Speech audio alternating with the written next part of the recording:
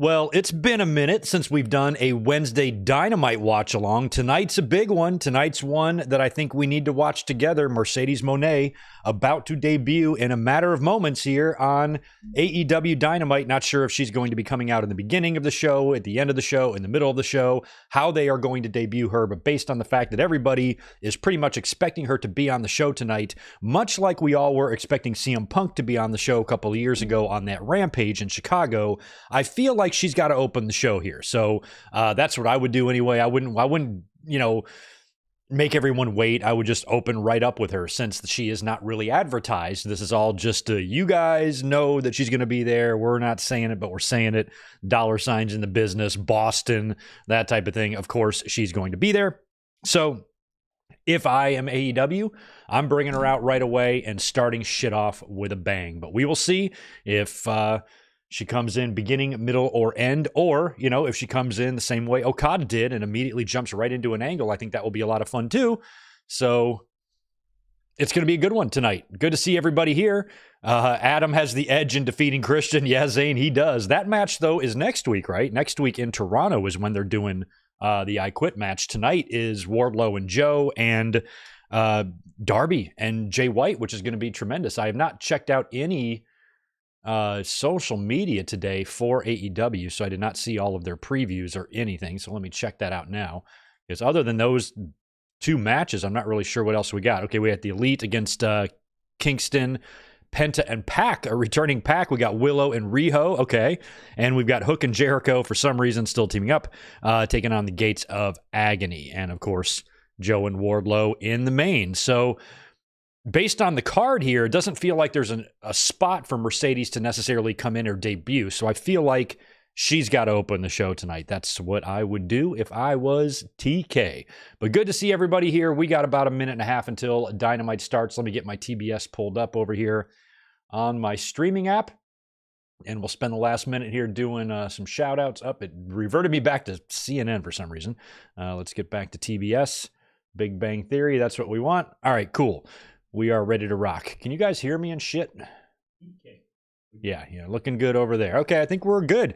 Good to see everyone tonight. Thanks for joining us this evening. Let's start with some channel members like the Juliet and Zane G, who was here early. So is K-Dog's Kennel. My God, in 5 months, some of you are going to be at 2 years of memberships for the channel. That is nuts, man. Cheers to another month. Yes, Kevin, good to see you as always. Zach is here. Zach Powgett, we got Michael Cuomo, we've got Denny Downbad, Sunny Man, JJ Leg is here as well. Also good to see the Psycho. We got Colin Wright. We got David Brown. Hey, Gerg, what's up, David? We got Nathaniel Crenshaw. Good to see you. We also have Cherokee George in the house as well. Daniel Berry Sports. Good to see a handful of you here. Not sure how many people are expecting me to be live tonight. Haven't been live on Wednesdays in forever. And even when we were, our Dynamite streams did not do like crazy numbers. So we will see how many people tune in to watch us this evening. And we have got just, I guess, the final minute here until big business starts. So I'm not watching on cable. I'm watching on DirecTV Stream. It's just a streaming app that has cable channels. So I'm not sure if I'm going to be 30 seconds behind the rest of the world. I really don't know, but I am going to do my best to follow along here. Cheers to you, by the way. I'm all out of beers, and I didn't feel like going to get any, so I'm drinking some of Elizabeth's spiked signature lemonade. That's all we got in the house. So I'm like, all right, I'm just going to drink that for fun. It's 5%. It's lightweight bullshit. Stuff college kids and high school kids drink. So if you're in your early 20s, chances are you've had one of these. But if you're a grown-ass man like me, probably not. You probably just had beer, because that's what men drink. Good to see Rodrigo. Jay Lambo is here as well. Good to see you. Welcome. Thanks for being here, everyone. This should be fun. I'm ready. I love a good debut. I love a good, I wouldn't say defection, but somebody jumping ship, more or less. So it'll be cool to see Mercedes, especially since this is something I think we were expecting as long as like 9 months ago. Forbidden Door was when her name first started popping up last year. So we will see. All right, it's 5:01, and I don't have Dynamite on. There we go. Come on, there we go. Finally, I was like 2 minutes behind. I'm like, what the fuck? There we go. TD Garden.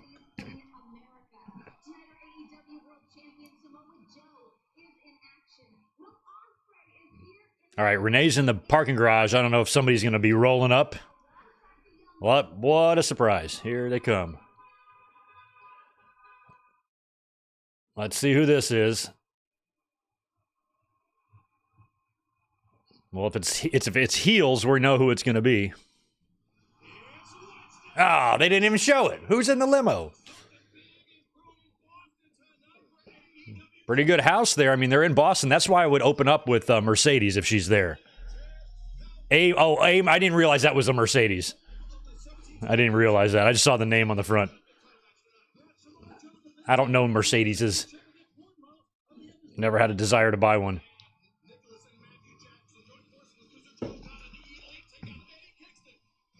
Nice, Michael Kumo. Arnold Palmer spiked for you. That's called a John Daly.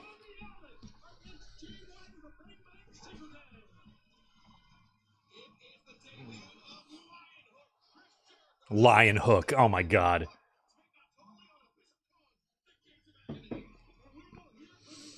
Well, there's a lot of Monee signs. This means we have to hear that song, don't we? I'd rather hear Will Ospreay's song. Monee. Monee. I'm going to be happy to see Monee tonight, but I fucking hate that song. I can't even put it into words how bad I hate it. I hate it. It's so bad to me. Might not be bad to everybody, just bad to me. Let's see. Crisscross. Gonna make you. I'd bring her out. Yeah, this is gonna be her. For sure. At least I think.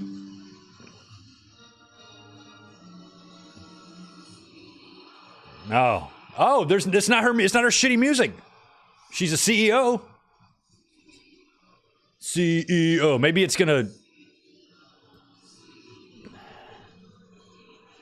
Mercedes Moné. Hey, I like it. It's not that terrible song. Let's see how she looked. Look at her. Oh, that's so cool. About time you got here. Oh, she did her little Sasha thing. Yeah, Moné, we know. Hey, at least this is a new song.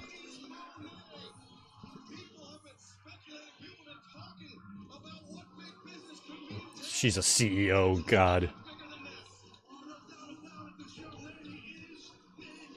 Girl started making some money. Now she acts like she's the only one that has money.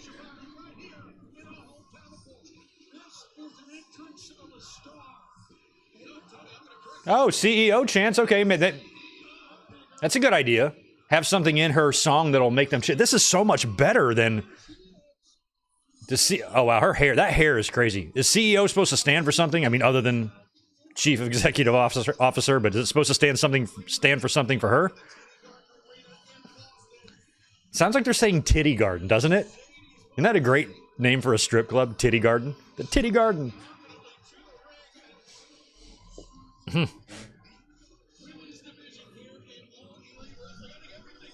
I'm so glad that song is gone.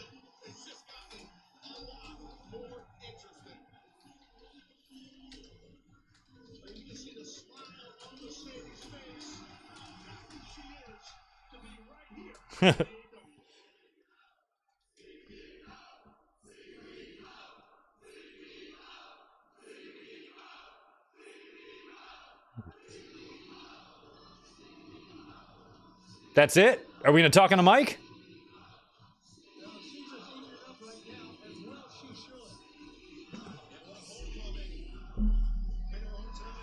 Okay, I was about to say, they stopped her song and then they started playing her song again.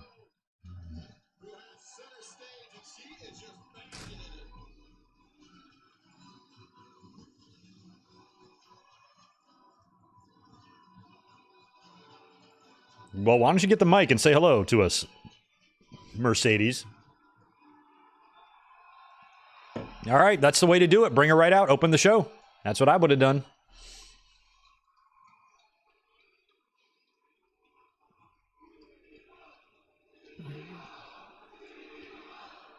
Colin Wright, I don't know if the TD Garden is built on the original Boston Garden site, but I think it might be, because I've driven past the Boston Garden when it was still built, and I swear I went over that bridge. So I think if it's not on the site, it's close by. But people from Boston, you can answer that better than me.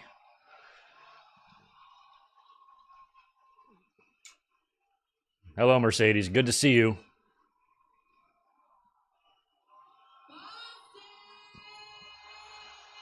I didn't catch what the back of her head said. It says say Allin or something?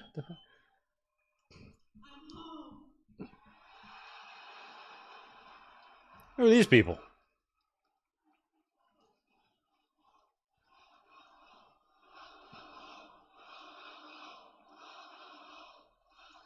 I hope you have some good matches there. I really do. I really do. You hope you have a good run here.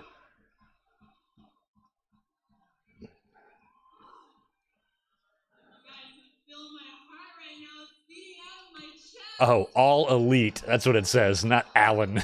Allentown, All Elite. First thing I want to say is thank you.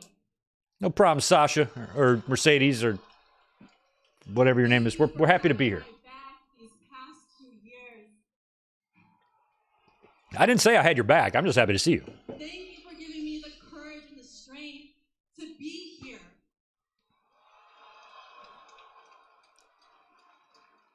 Thank you for sticking with me from all of my lows, all of my highs, all of my milestones, all of my titles. I would have someone come out and interrupt her.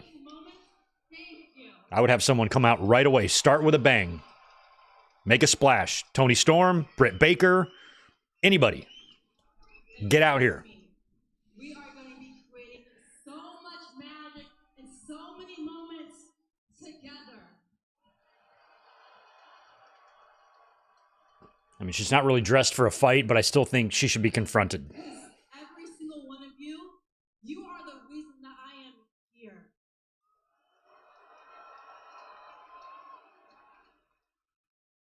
So thank you.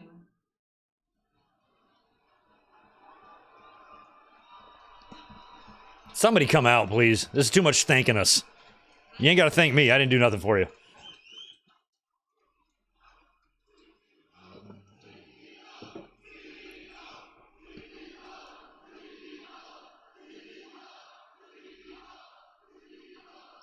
I love you guys.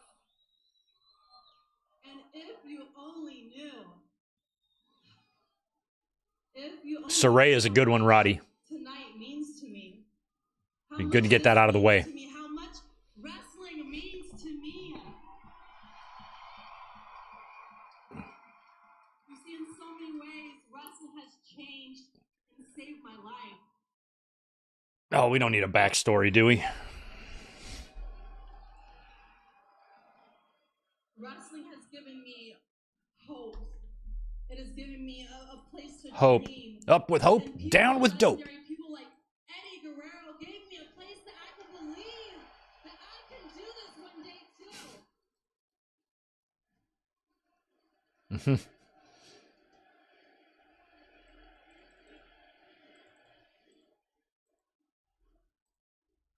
Thank you, Eddie. Thank you for letting me believe in my dreams.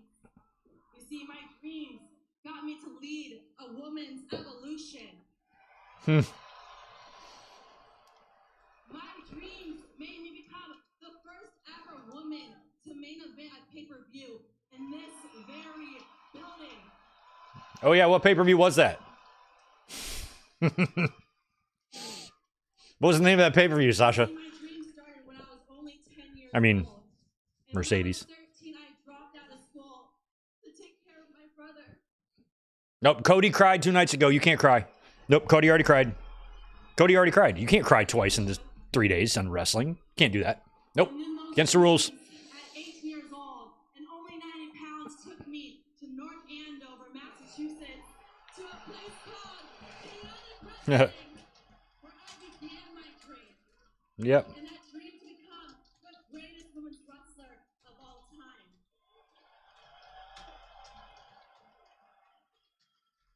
And I want you guys to know, if I can do it, you can do it too.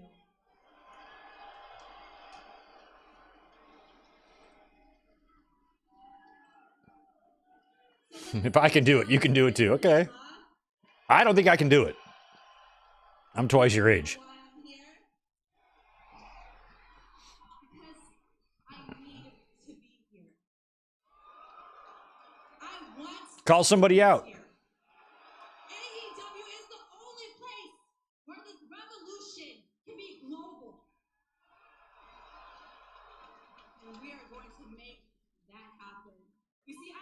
watching week upon week upon week, and everybody in that locker room. Ooh, I can't wait to tear it up with every single one of you. But let's start with our main event tonight. Oh. Riho versus Willow Nightingale. That's the main event? Now, Willow. That's the main event? Riho and Willow Nightingale? Don't you have a championship match on the show? You and I have a lot. Oh, that's right. That's right. Willow and Mercedes. Well, if Willow and Riho are the main event, that means Mercedes is going to run in and do something. Mercedes Moné and All Elite. All right, good. Welcome to AEW. Oh, she gets the graphic. I love it. Mercedes gets the graphic. Good for her. So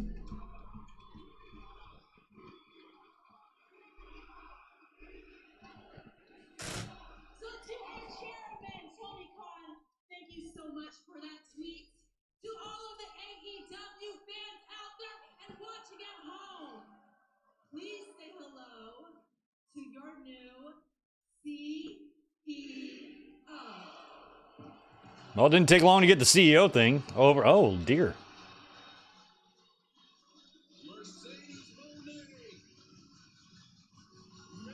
Well, I definitely like the song a lot better than that other one. That's for sure.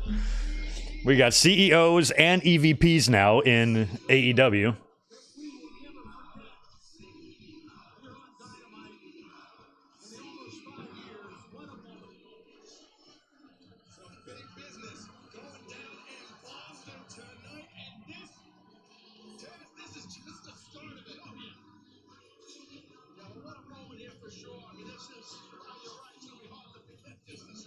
I like the presentation way better than what I saw. I didn't really like Mercedes in Japan. I think it was just the song. I think that's what it was. I just wasn't into it. This just feels better. I don't know.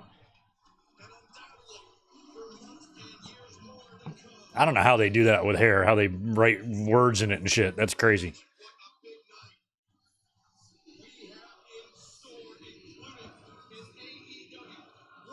Like, help me out. Did she say main event when she was talking about Riho and Willow? She said in tonight's main event. How can that be the main event?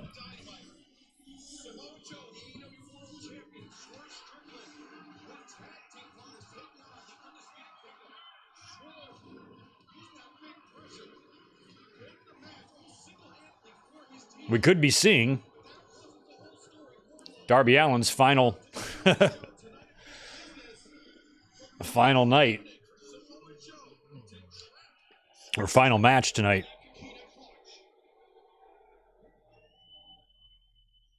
Business is certainly picking up here tonight in Boston. Mercedes Moné, welcome to AEW. I'm now here with our world champion Samoa Joe. Joe, in moments, your world title is on the line against Wardlow, a man that you're pretty familiar with. What do you expect tonight? What do I expect tonight? Well, tonight feels a little bit different. It feels like money. Yeah, so this match is next, huh? Yeah. And Wardlow, what doesn't feel different is you. Once again being sent forth by lesser men to pay for crimes that you did not commit. Or did you? See, Wardlow, I have not forgotten what happened the last time we were in the ring together. I have not forgotten what debts need to be paid. And Wardlow, you're far, far overdue. Tonight, you learned two things. One, All right. I take no credit, and this was the biggest mistake in your career. And two, Samoa Joe won't lose championships in the guard. It's not the first time these two titans have clashed. There is some big unfinished business between Samoa Joe and Wardlow, and right now. So I guess, some people had like maybe MJF pegged to maybe come back tonight, but I don't think he would come back here in this match. The fact that it's the second match of the night, I don't know. Oh, Adam Cole, what's up? What's up, Mike Witt? Good to see you. Story time, baby. Just in time for story time. For years was deceived and lied to. He was locked away and guarded by an evil man. An evil man. And the only way to freedom was to become the unruly warrior he was destined to be. He slayed many beasts, and was adorned in gold, but something I forgot he won the TNT title. for a kingdom of brethren Who beat him for the TNT title? as much as he did. He soon discovered brotherhood, bound by undisputed hatred. The warrior was ready to vanquish the champion Samoa Joe and fulfill his destiny, presenting the prize to his king. With courage and purpose, he marched into war with the most dominant beast known to man, with every ounce of strength. And all of the hatred he had for the evil man was unleashed, and he heroically slayed the beast. The precious gold was captured, the prophecy fulfilled, and the kingdom became home. The end. Okay. We got a whole story time there from Adam Cole. Oh, wow. I do like the new set. The cock rings are definitely a choice, but I like them.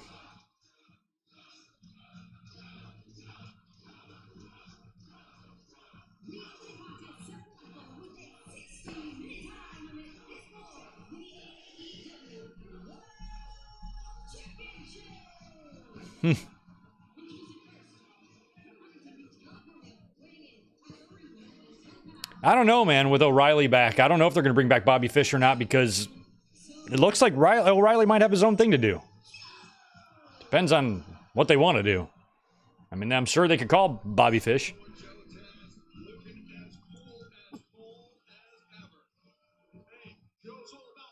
I mean, a lot of people question whether or not you can wrestle safely when you're late into your 170s, but I think that Bobby Fish can.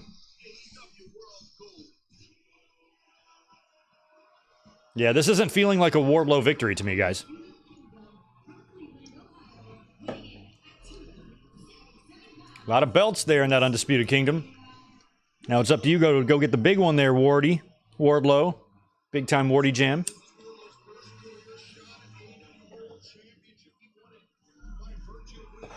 Yeah, he did get a black eye in that pay-per-view match.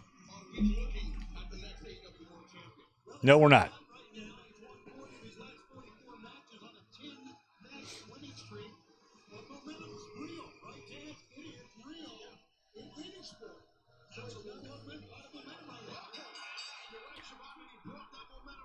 Kevin Ridd, can't wait to see the viewer drop-off for this week. That's what you're excited? That's what you're anticipating? Like you can't wait for that? Of all the things to be entertained by in life, that's a weird thing to can't wait for. Oh, right into the... Oh, they got the LED jobs going on now. I definitely think they improved a little bit with this new set, especially with the lighting and stuff. I think the crowd needed some of that.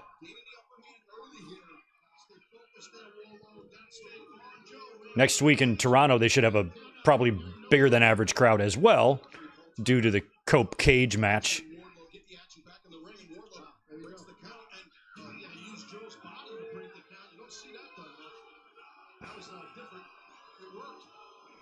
Oh, Joe's gonna kill you, huh? Oh, that guy worked all day on that sign. He went to Walmart, he bought like a pack of magic markers, he bought the paper, and shit's expensive these days with inflation, so you just tore up probably about 30 bucks there, Wardlow. Asshole.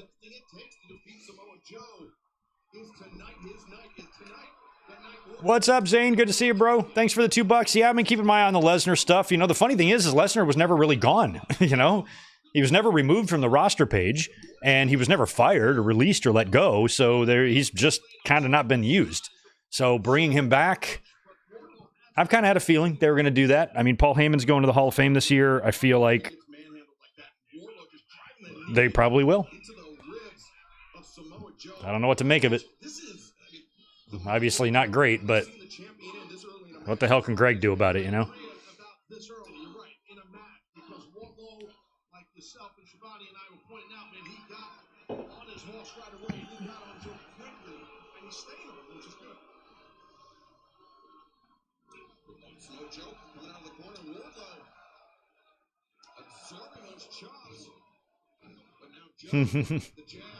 Yes, he's sadly invested in that very expensive paper. It was, man. When I went to shows and made signs, I didn't get that flimsy shit. I got the poster board, like the foam board, like the thick shit. You could like bash over someone's head. That way it wouldn't be flimsy and flop. You could just hold it up straight. So I really spent money when I made signs. I spared no expense. World champion. He's waiting for Wardlow to get up. He's probably going to throw some more jabs. I know Joe well. Joe. Yeah, I can't see Samoa Joe losing the title in match number 2 on a Wednesday Dynamite. Joe goes in the back elbow. Oh, nice. Follows up Anzigiri. That's one thing we don't talk about enough is how Joe can move for a big man. Oh, yeah, he can. He's super fleet-footed and highly flexible for a man that size. Wardlow dropping to his knees. Joe may have rocked him with that Anzigiri. Oh, now the headbutt. Backing the challenger up to the corner. Jesus. And a vicious shot from Samoa Joe. You don't want to get a headbutt by Samoa Joe. He's got a head the size of a small farmhouse. He's got a head the size of a small farmhouse. Goes in here. I can see Taz laughing on the camera. He's laughing at his own shit. Fighting his way out of this. Joe back down to the mat. Wardlow bring up to the top. This back counter. Wow. Taking that champion down. And this AEW World Wardlow can still do that top rope shit. continues in picture. You know, Wardlow's a little bit like, kind of like a Mike Awesome. You know, Mike Awesome had some really good-looking top rope splashes and whatnot. You know, he's kind of in the category of a Mike Awesome, I think, Wardlow. Be a good match, actually, Wardlow and Mike Awesome. I'd probably still pick Mike Awesome, but...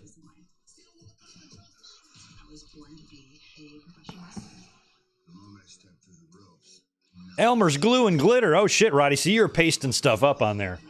Yeah, my signs were all just handwritten because I just took notes from what other people were doing wrong. And like a lot of signs are just written, you know, in really thin magic marker. It doesn't show up on TV, especially back in the day before HD TVs and stuff. So you had to make signs that were readable.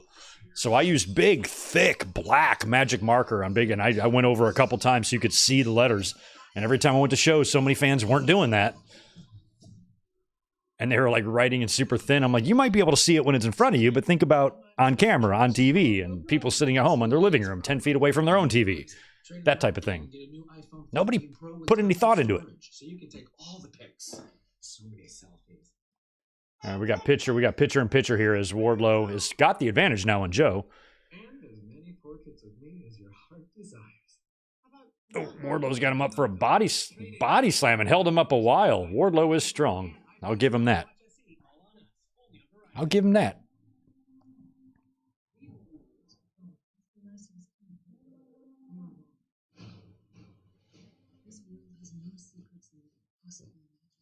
Yeah, I feel like they would have to shoehorn Brock in, but I also wonder if they're easing him back in because they might want him there for Paul Heyman's induction. So, you know, if they just use him for that, it would be crazy to not see him at WrestleMania, but in some capacity. But you never know. We don't know.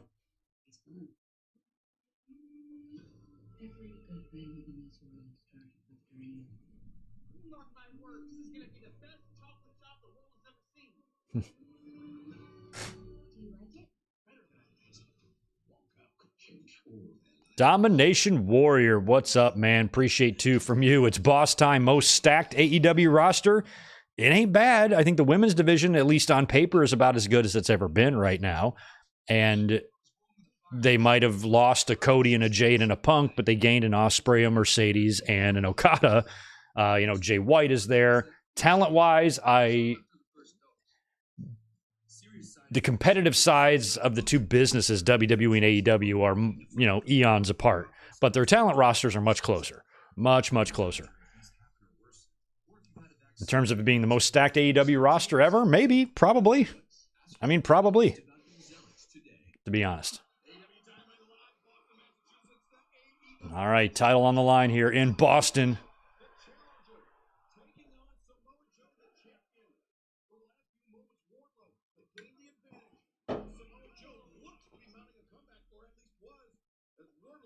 Oh, Joe tried to... Oh, look out, buddy.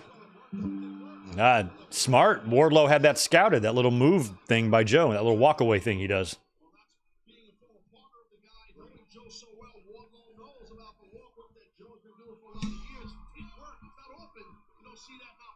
We got some blood on someone. I think that's on Wardlow. He's powerful, but he's very smart with Wardlow as well.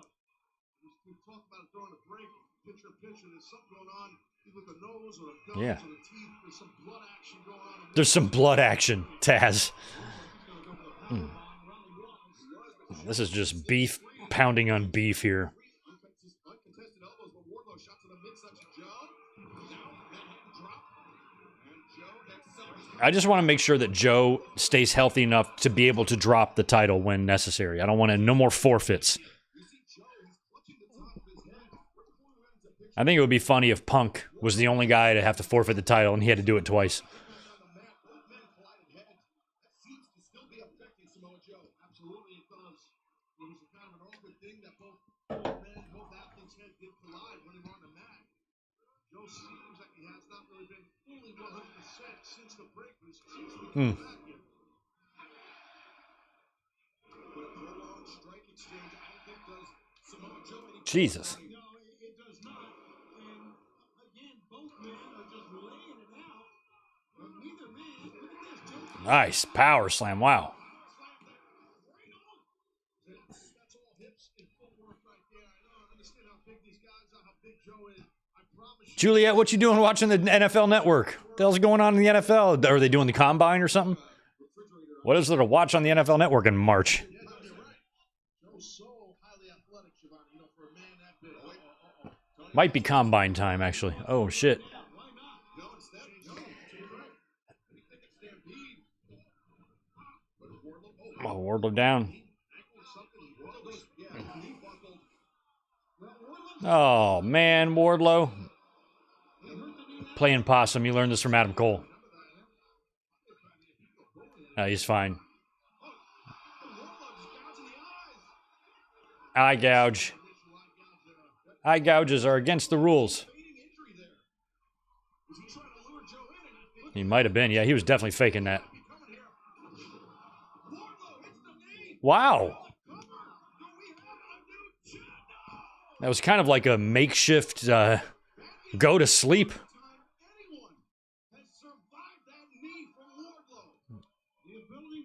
I didn't realize he's been doing that move lately. I've never seen it. Oh, free agency. Gotcha. That's what we got.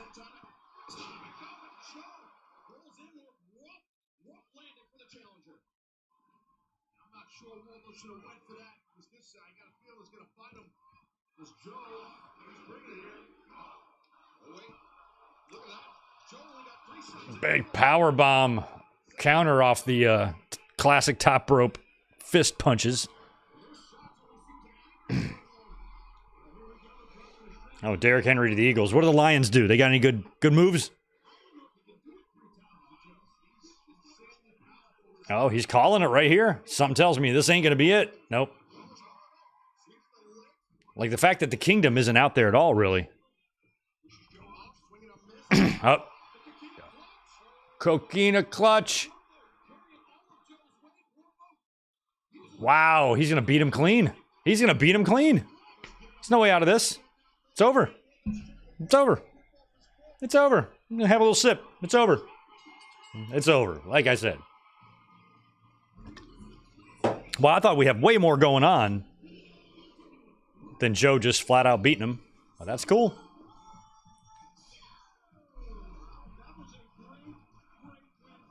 Joe just flat out put him down. I like it.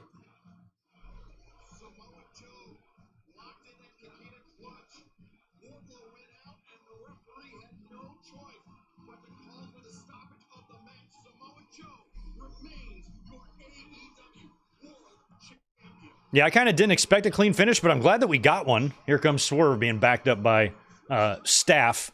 The reason I know they're staff is because it says it right on the back of their shirt. Wow, he just took them all. He took out all the staff, which are totally real, legit, hourly paid staff, not developmental wrestlers. It's actually staff.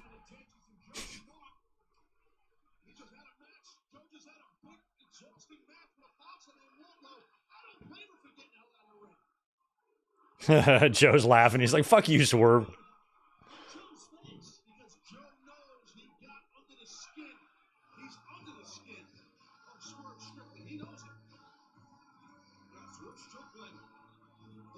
As Joe passes the injured staff members.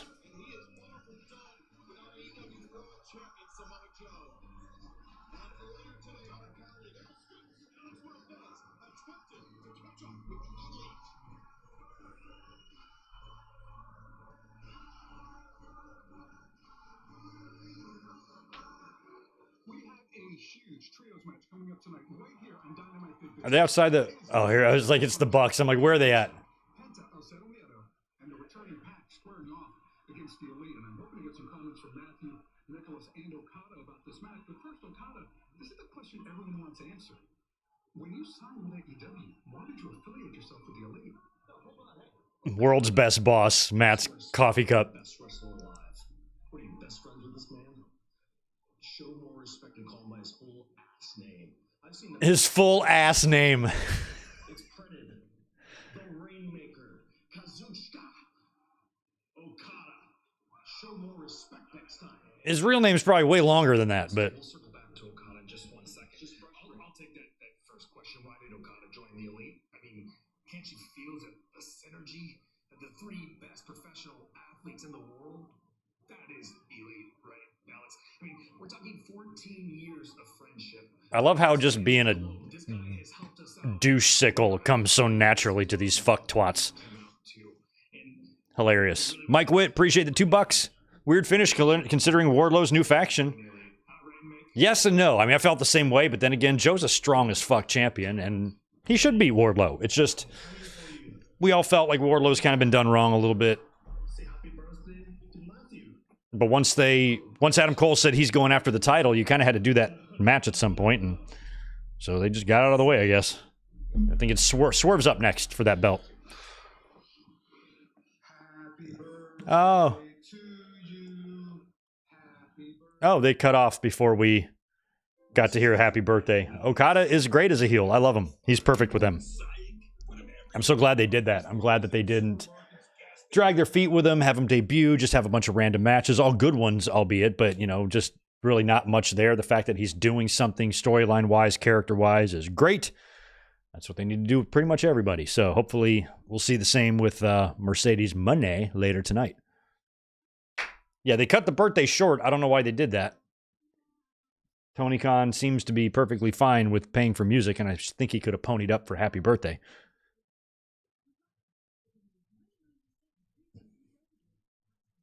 Go Cowboys, we're going all the way. Don't y'all say that every year, 7th season?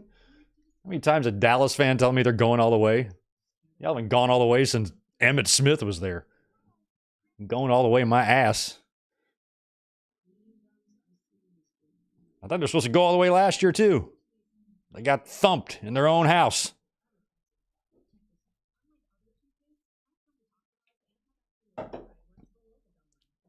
Sorry, I'm just telling it like it is over here. Or what do the assholes like to say? I speak facts.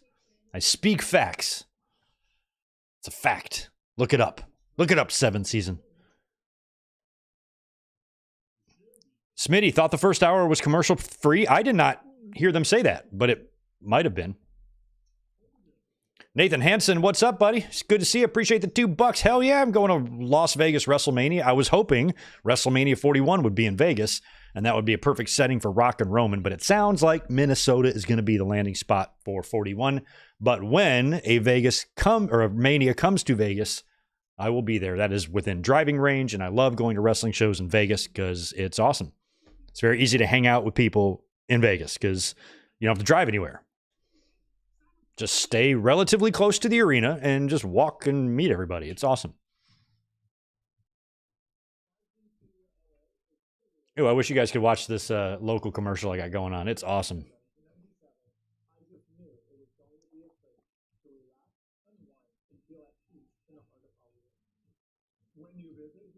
Oh, happy birthday is in the public domain now. I didn't know that.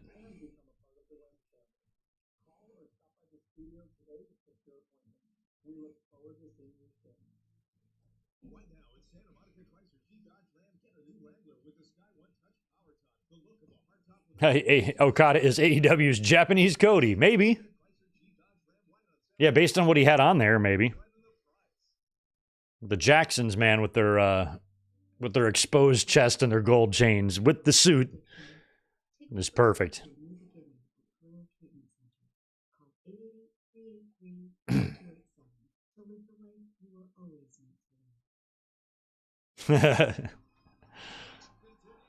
That's right, 7th season. Y'all got to actually win something first. Then you can start bragging again. But that's the way it goes with a lot of dynasties. You know, once you have that dynasty, it's a long time before you get back there. Like, it's going to be a long time before the Patriots ever see that type of success again, you know? And the Cowboys, the same thing. Niners, you know, went on, you know, lots of years of shitty years and shitty records. Yankees. Look at these guys in their robes.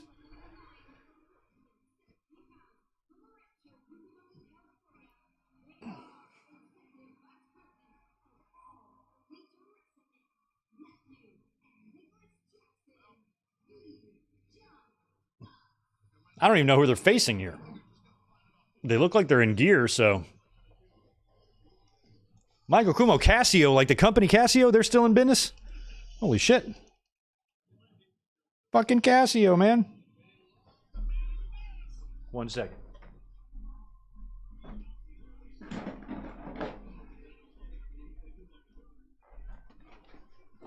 Ooh, I'm out of Simply Lemonade. 1 second.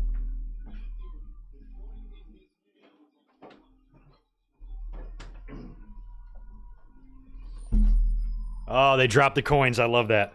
I also have one of these guys. Energy shot.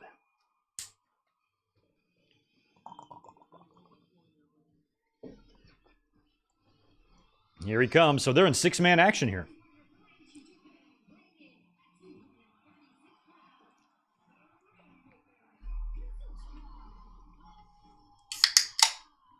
The Rainmaker.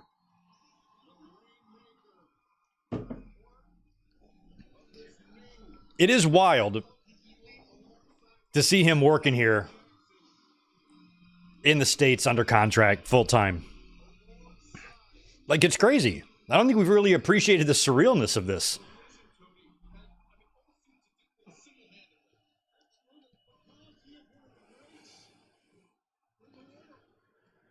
Like, AEW, no doubt, suffered a huge loss with CM Punk leaving, you know? And Cody and Jade are big significant losses as well. But they are still doing just fine in the talent department. They aren't exactly hurting for it. AEW, with the issues that they have that could make their product better, it isn't talent related. The talent's there. It's a few of the other things I think they need to work on, get better, improve on. And they can turn things around easily.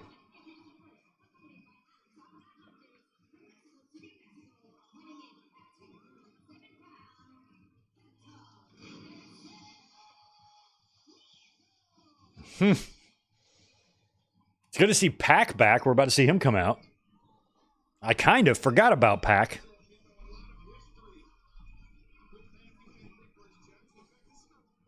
Look at him kicks on fucking...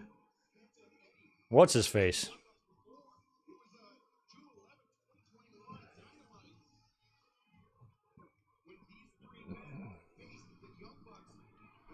How have you been, bastard? It's about time you got back here.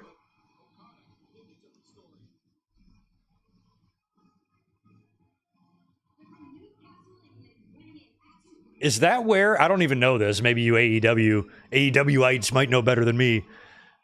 Is that where the pay-per-view name Full Gear came from? Is because in that initial AEW presser when they first launched, before Dynamite even started, all the stars that were there, Cody and the Bucks, everybody was wearing regular clothes except for Pac, who came out in full gear.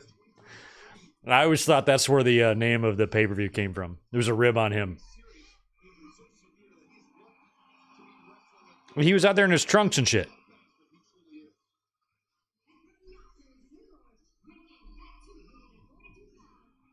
Oh, yeah, that's right. It's Eddie. I was trying to remember who the other partner was. Well, this one will be fun. I mean, I feel like if Okada is targeting Eddie, then Eddie's in danger, girl. If Okada is getting a shot at those titles and his opponent is Eddie Kingston, Okada will be winning those titles.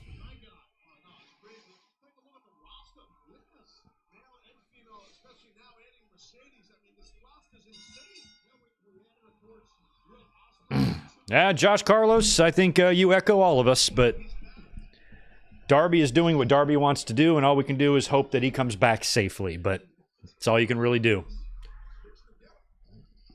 I think when Darby, if he's lucky enough to live to be a little bit older, or my age, or or into his 50s or something, he's gonna say to himself, I am so fucking lucky I didn't die doing that, and that was really fucking stupid. I really risked my life for no reason. I shouldn't have done that. I'm lucky to be alive. But that's not how you are. You're bulletproof when you're young. Or at least you think you are.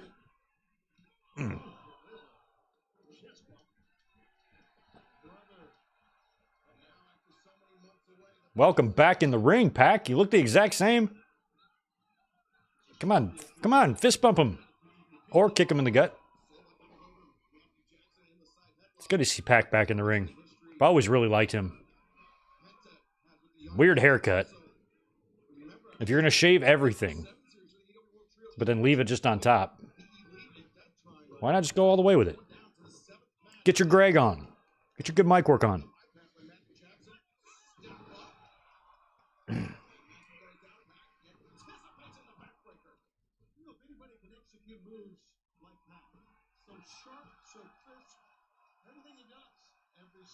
I went to go my Raw review. I was going to go post it on the website yesterday.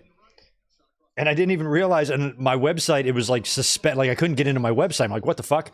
Come to find out, the web hosting that I pay for the site that I've been paying for the past 8 years, the credit card that I'm using for it and the backup credit card that was my backup payment plan both expired, and I didn't know. So like 3 months have been going by. They've been contacting me, dude, update your payment shit. And I never saw the emails.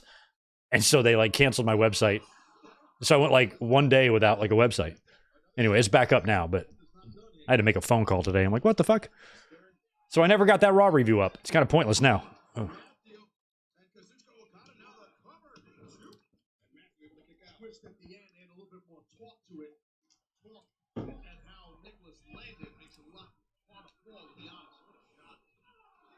Nice. A Luva kick from Pac.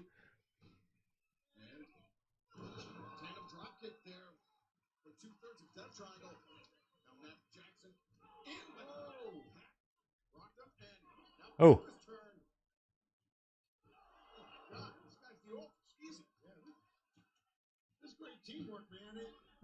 Oh, is he going to do the what's up? What's up?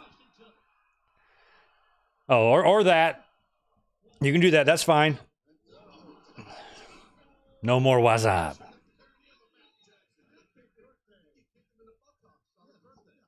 Whose birthday is it? Matthew's? Fuck you, Matthew. Or no, is it Nick's birthday?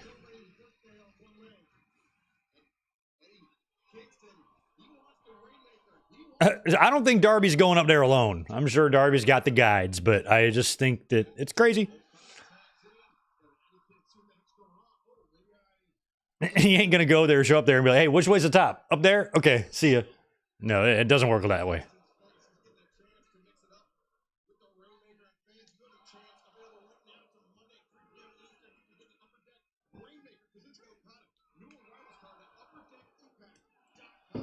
Upper Deck has got wrestling cards. I'll never forget when Upper Deck came out in 1989. I still have my Ken Griffey Jr. card, my favorite baseball card of all time. The very first card ever made in Upper Deck. Card number 1. He's like 19.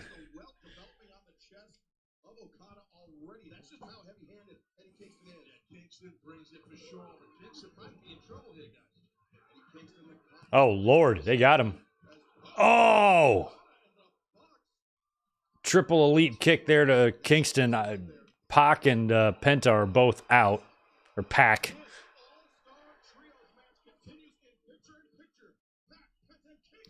Pac, Penta, and Kingston. Pitcher and pitcher.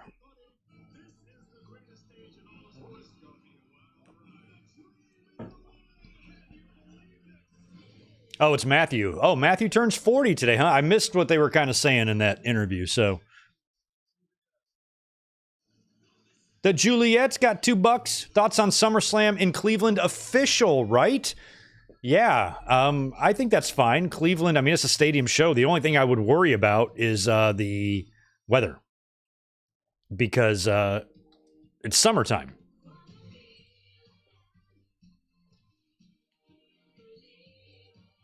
The union of fruity sweet gummy and tangy crunchy nerds.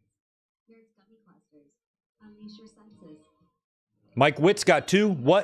Wonder what Kenny is thinking watching Okada and AEW. I'm sure he likes it. And based on what we saw the Bucks do, was it last week when they fired Kenny, that tells me they might be setting up for Okada and Omega at All In, which could be awesome. So if that's the plan, I like that plan. I like that plan.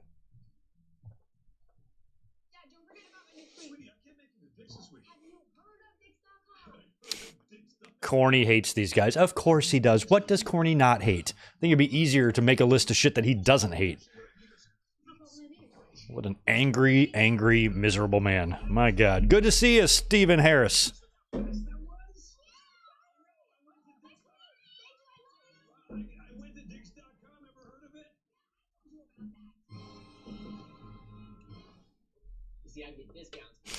Yeah, Pac is unbelievably disciplined, I think,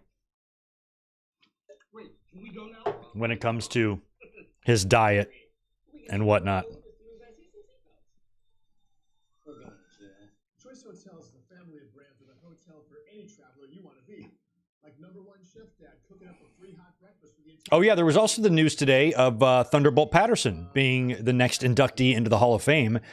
And it does sound like we know the whole class now. I was talking about Bray Wyatt last week, and I was like, well, since his dad's going in, maybe they're just waiting another year for Bray, but it looks like he probably is still going to go in as the headliner because there was a leaked list that so far is perfect, that has all these names on it so far. The last 2 names I think to be announced are going to be The Rock's grandmother and Bray Wyatt, apparently. And so far, that one leaked list has been dead on with all the names. So that's crazy. I remember seeing the menthol cigarette ads, talking about how they were fresh, soothing. Here's my tip: smoking fresh and soothing. I don't know why I'm laughing at a cigarette commercial. I shouldn't be. I used to live in eastern North Carolina as a kid. My house was built on a tobacco farm, or an old one.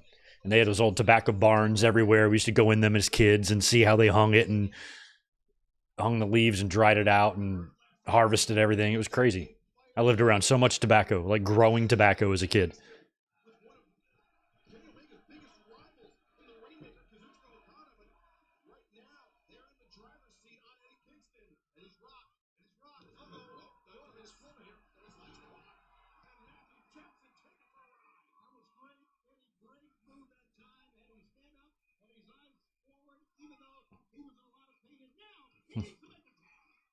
Come on, Eddie.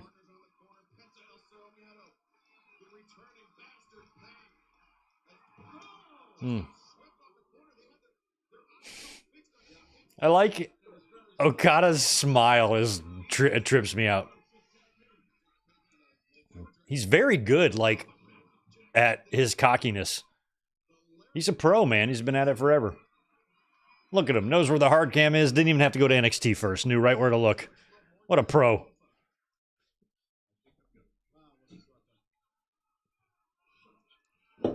I don't know, though. Hearing those coins drop at WrestleMania in a Gunther Open Challenge, that would have been something. That would have been something.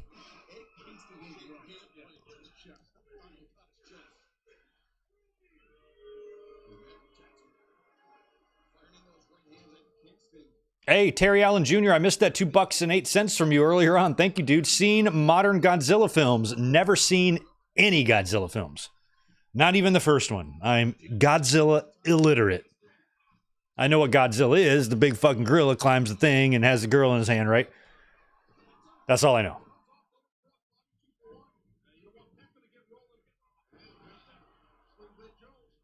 I'm very bad with that stuff, Terry, and I apologize for that. I wish I could offer more discussion about it. But sorry for missing that one earlier. Oh. Give me a Penta and Okada match. Nice. Pac with a missile. It amazes me how Pac, he's got that like Bobby Lashley effect. Like he has never changed. Like even his years in WWE, like 2015, that was 9 years ago. He looks the same. 9 years ago. Same fucking guy. Doesn't look a day older.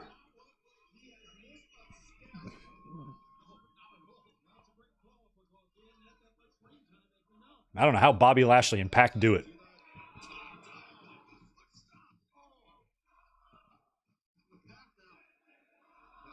Nice 450. God, so fucking perfect.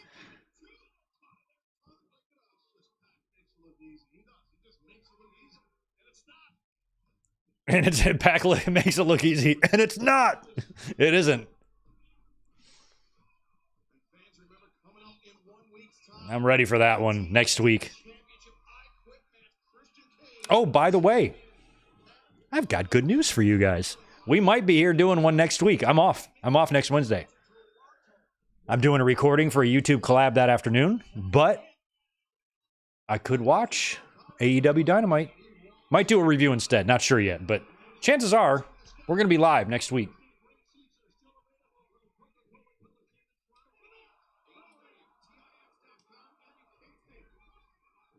Ooh, Eddie misses. Ooh. Terry, I appreciate that. I just answered that one. I just saw it a minute ago and I forgot it. And I just answered it. So thank you for a repeat of that. But no, I have not seen any. I haven't seen any Godzilla films at all.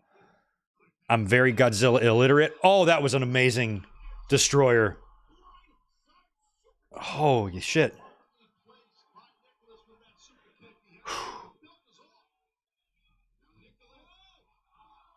Nice. Eddie's got his straps down, which means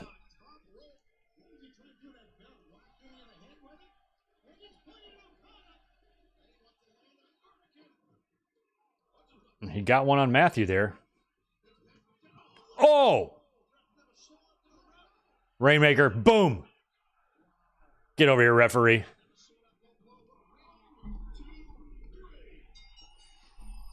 I like Okada. I like Okada.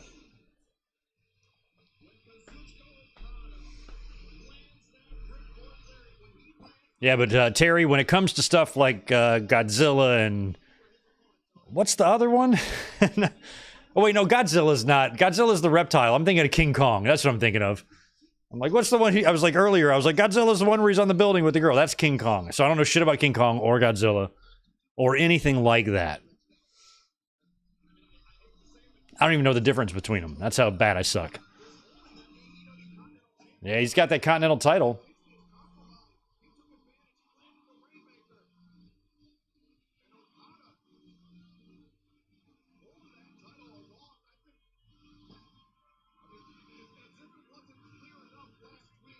I'm still not 100% clear on that championship. Are the other two belts merged with it? Because he's carrying them all. So, for example, if Okada beats him for the Continental Crown, does Eddie keep the other ones? I don't even know. All right, good. We're going to hear from Osprey next.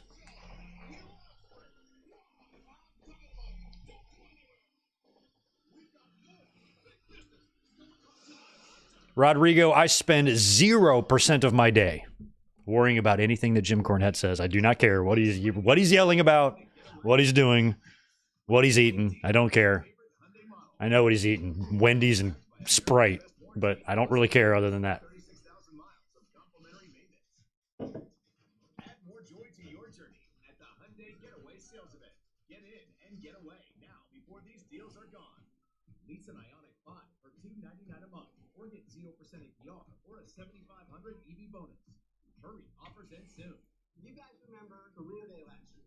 Elaine Hartzell came as a Hershey's taste tester. Well, I told Hershey about that. Seeing the way that Hershey's have made the dream come true has just really been exciting.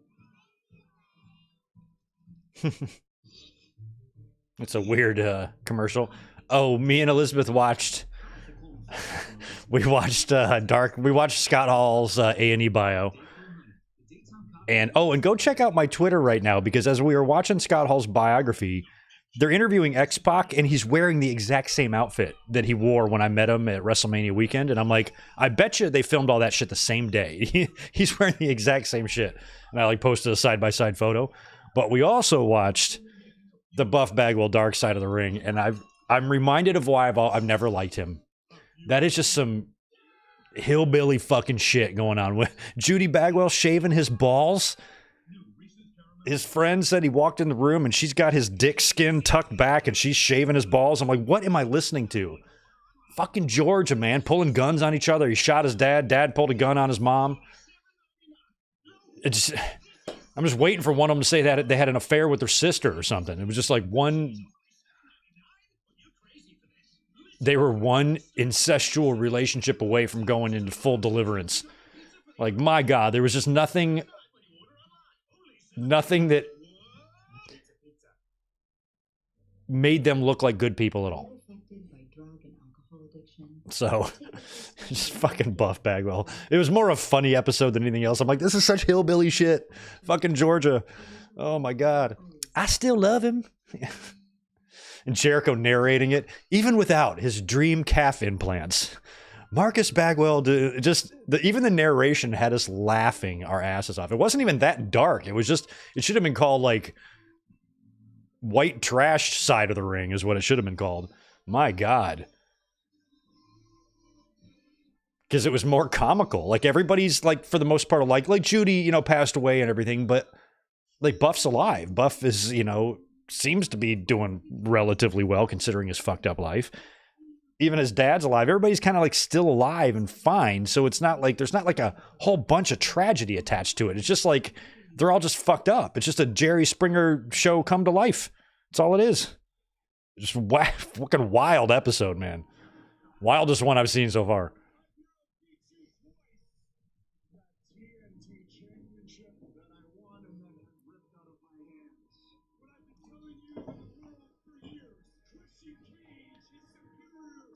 I'm ready for this one. I think if Adam Copeland wins the title next week, he's going to do the Becky Lynch thing. He's going to try to just fast track a lot of matches, give rub to as many up-and-coming challengers as he can, and then drop the belt to somebody when it's appropriate in a couple months. That's what I would do. And pass it off to someone who the belt is made for. Like a Daniel Garcia or someone in Daniel Garcia's category.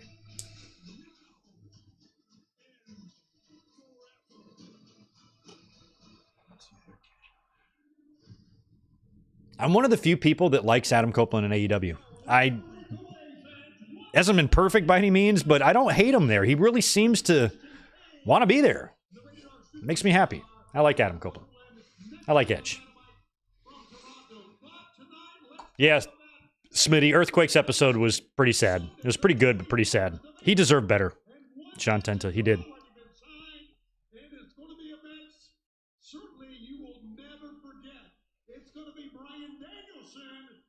That's right. That's right. That is going to be nuts. I mean, they're not wasting any time. It's Danielson and Osprey right off the bat. Dynasty.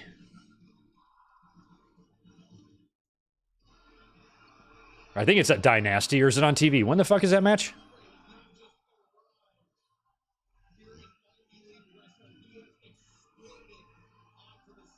When Osprey showed up at Revolution, I said in the review that he'll be AEW World Champion in 2 years.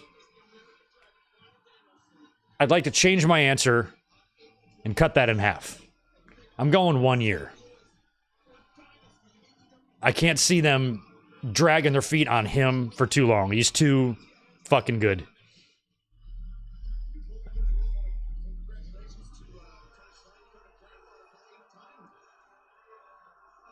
Did they just say Tony Schiavone became a grandfather for the 8th time?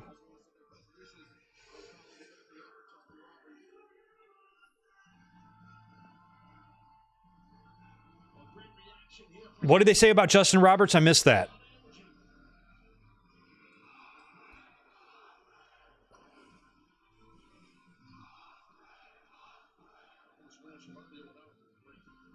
Greg is a believer in Will Ospreay. 100%. I've been Team Ospreay for a good 18 months now, but I'm happy to see him here. The things you have been doing here in AEW, I've told you this before, unbelievable. Absolutely unbelievable. But coming up now, with you and Brian Danielson. Bruv. I loved him in the green jumpsuit a couple weeks ago. That melted my heart. So I rocked up today, and they said, what do you want to do? I said, send Shivani out there. I want to go talk to the beautiful people of Boston. Shivani, he still does his job so well. He doesn't even look that old. He doesn't look old at all. My entire career, all I've wanted to do is emulate the career of Brian Danielson. Whether it was his stuff that he done in Japan, or his enthusiasm for the independence, whether it was 50 people, 500 people, 5,000 people, Brian Danielson left it in the ring every single night for all of these beautiful people. All right, so far, this is going to be a match of respect, but the match is over a month away. I'm glad Brian Danielson is a fan of my work, because he said, I have been staring down the lens of a Japanese camera, saying I am the best wrestler in the world. Brian Danielson looked at me and said, prove it. Just like, all right. Brian, allow me to remind you what you said once upon a time. You see, after my match with Kenny Omega, everybody was talking about one move, the Tiger Driver 91. Where I butterfly my opponent's arms, lift him up, and drop him on his knockers. Drop him on his knuckles. And you know what, Don Y'all, if you ever pick me up, don't drop me on my knuckles. He said, was it worth it? Speaking as a guy that was in the match, with blood hissing out to my head, and every single time my heart beat, more blood came out. And standing as the winner, Brian Danielson, I can say, yeah, bruv, it was worth it.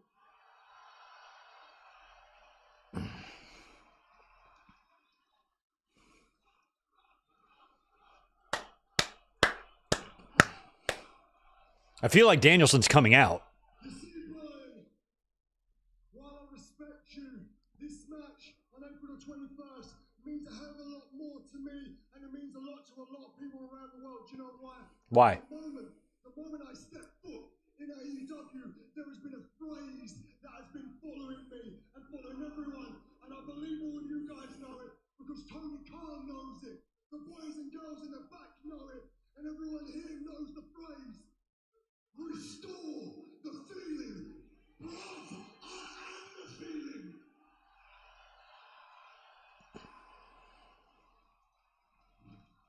This match is about reminding people what AEW is. You put the best wrestler in the world against the best wrestler of the 21st century, and only one man walks out a winner. And let me tell you this. His promo has gotten so much better. From Brian Danielson is that I can have respect for the man that stands opposite me. But the moment I walk into this ring, it's your life or it's mine, and I don't plan on dying, bro. Damn, it's so good. And he proved that at Revolution. You know, what he just said there. You know, Takeshita was the same situation there. I might have respect for you, but once the bell rings, I'll fuck you up, boy. I like that. April 21st, this is about finding out who is the best wrestler in the world. And let me tell you, because my name is Will Osprey, and I am on another level. Yeah, boy, he ain't lying there. Well, Will Ospreay and Mercedes both got their promos off tonight with no interruptions. That kind of surprised me.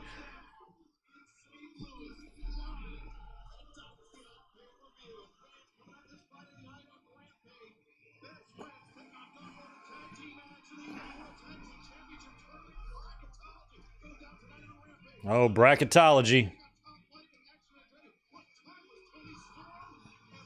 Terry Allen's got $2.50. Do wrestlers or celebrities go to restaurant?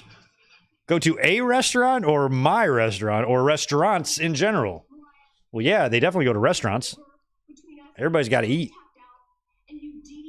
And yes, a lot of them come to mind too. Then you've learned nothing about the virtuosa Deonna Purrazzo. If this is a numbers game you want to play, then let's play. Because I have no problem finding a partner and meeting you both next week in Toronto. I can't do the snap thing that they do. We have a tag team match this Friday on Rampage.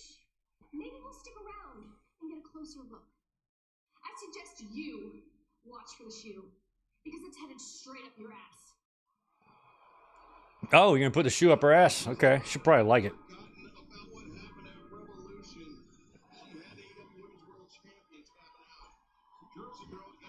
It's a Jersey girl. You got to be careful with them. Yeah, they're probably crazy.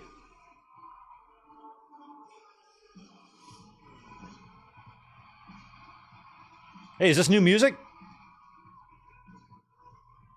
I like it, kind of.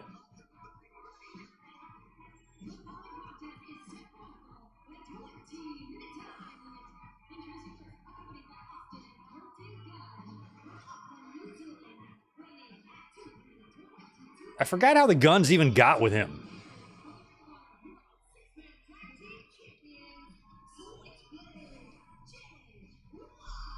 All right, Jay White and Darby. This should be crazy. Hopefully this will not be Darby's final match of his career.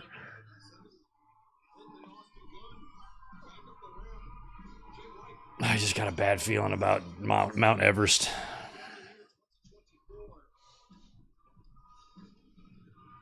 The way they were setting all the shit up on TV, I thought that they were kind of setting up some sort of a trios title unification. But we haven't gotten to it yet, so I don't know if it's going to happen or not. I would. You don't need two of these things. I want a big rant about the tag team titles in WWE on Monday about how they better not split these titles back up in that stupid ladder match and keep one set of titles to float. Same goes for these trios, man. Stupid to have two. Darby, how's your back, bro?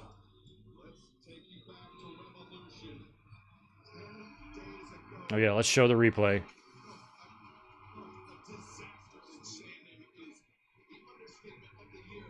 What is Darby wearing?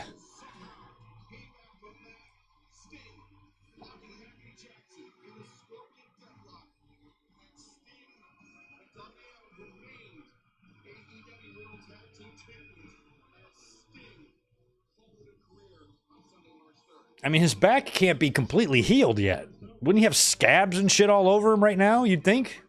After about 10 days of that?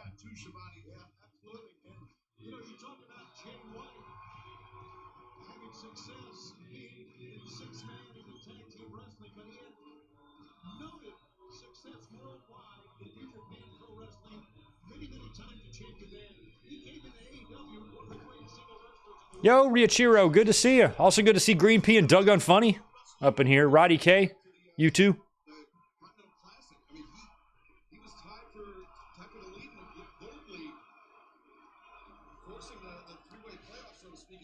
Terry Allen, the most recent celebrity that came into my restaurant, she was great.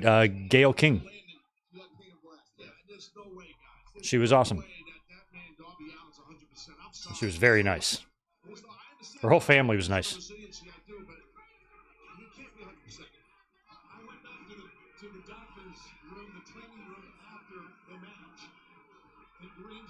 Oh, look at his back. God damn, that must have been where the deepest cuts came.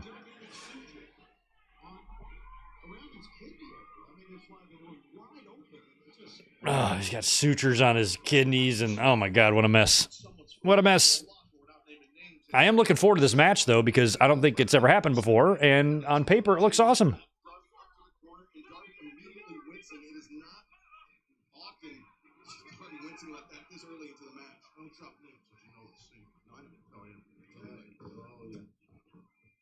I'm surprised, too, like if he has this Everest trip planned, that he would even risk a bump like that in case he did get hurt or something. You would think that if you're not 100% physically, you shouldn't be climbing up there. So if he's got a bad leg or a broken arm or something, Just a simple side headlock takedown, Shabani, and you could feel the pain Darby's in. Yeah, man, he's but that was wow. Johnny Loves Taya. New episodes drop every Wednesday, y'all. I have not watched Johnny Loves Taya. I am a religious watcher of AEW with RJ City. That's great shit. Don't really watch much of Being the Elite or Being the Dark Order. But I like me some AEW.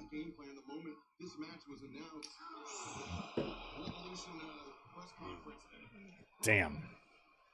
That was almost like a too vicious chop. The fans even were like, the boos were kind of like, oh, did you have to do it that hard? Another one.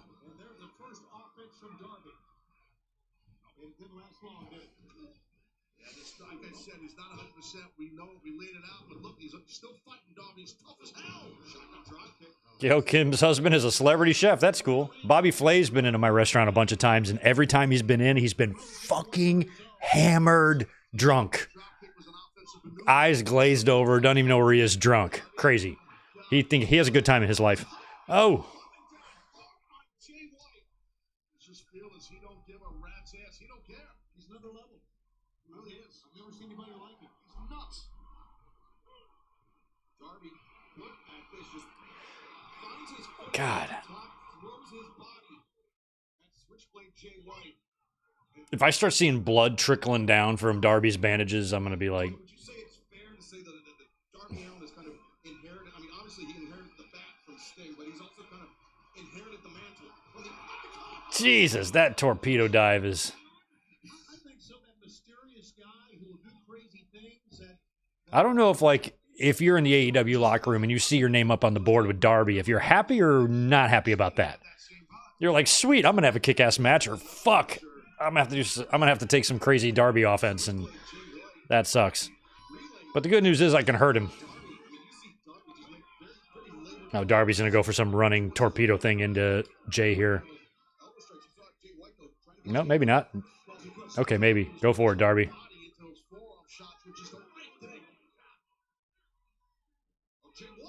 Oh my God. Jesus, man.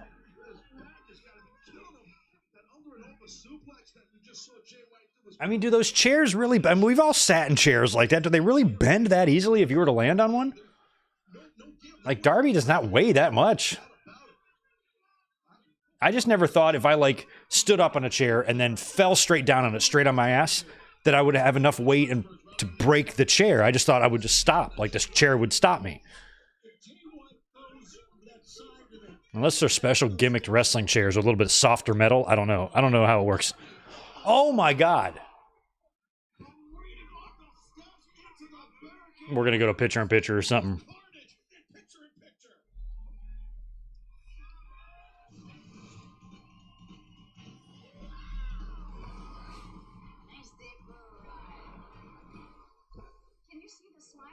Yeah, I'll probably see Bobby Flay again. I see him in summer. He is in town for the horse races, which is big, in my neighborhood. And I think he might even own a horse or something. But he's usually in the summer around July, a couple times a year. And he's always fucking hammered. Hi, we're Visible, the wireless company with nothing to hide. Get unlimited 5G data powered by Verizon for $25 a month, every month. Sorry, hidden fees. We're just not into you. Sometimes the choice is just visible. Switch today at visible.com. So this is your first time buying a home? This is first time doing any of this. Everything is in the email I sent you the other day.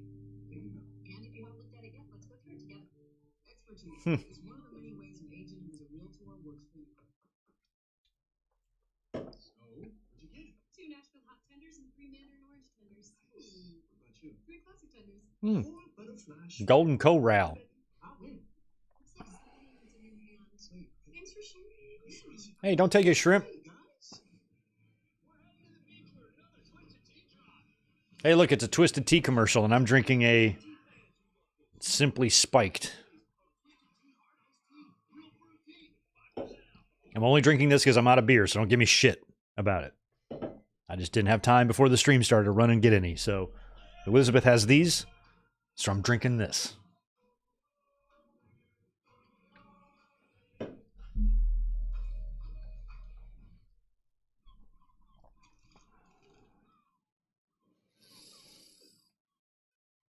Yeah, James, I'm actually not a big fan, but my business thrives on the horse races, and we have big races, Belmont Stakes, and what else came to? Oh, the Breeders' Cup, bunch of shit comes through. But every summer is a big horse racing season, and every year they have a couple of horses die, and it just fucking sucks. And I know a lot of horse owners, I know a lot of jockeys and stuff, and they're all in, and I just don't really care much for their universe. Like I don't go to the races, I've never been. But I still profit off of the horse racing indirectly, the same way a city would profit from WrestleMania or whatever coming in, or the Super Bowl. But I don't like it, to be honest. Rich indulgent chocolate with a luscious caramel filling. Discover Ghirardelli caramel squares. Risking the lives of animals for our entertainment is just always going to seem whack to me. Especially for financial gain, too, you know? It's bad enough for entertainment. When you're, like, betting on it.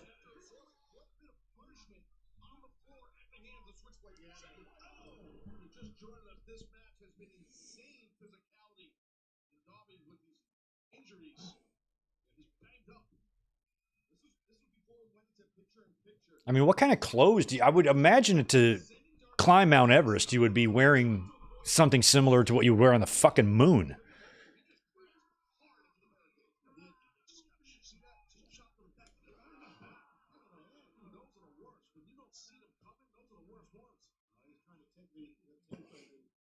I saw like a video of like Gigi Dolan, or when they were together, she said that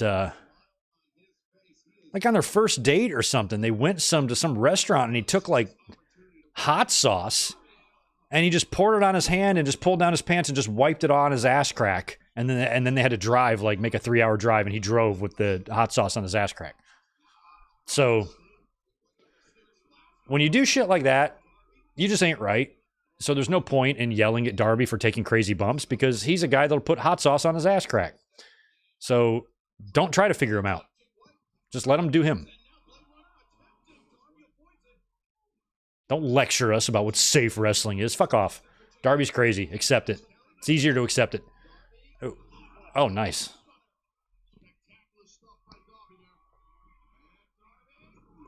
Nice little whack. Has a little weak destroyer, but he almost got him. All his bandages are coming off. I feel like he did get one deep cut there where that bandage is. Ooh, almost one with the Last Supper.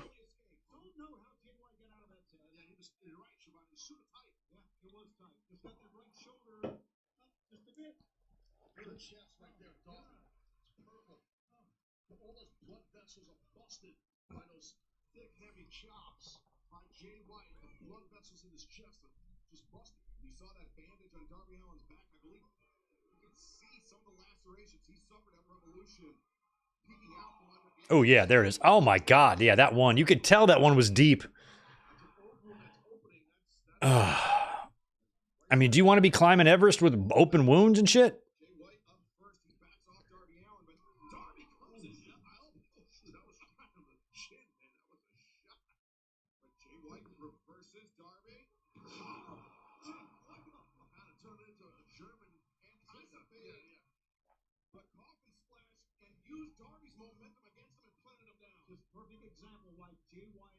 I want to know if I don't know if we know or not, what the actual day is that Darby is doing this.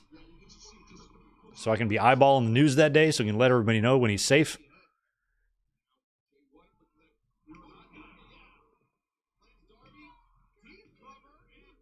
Oh.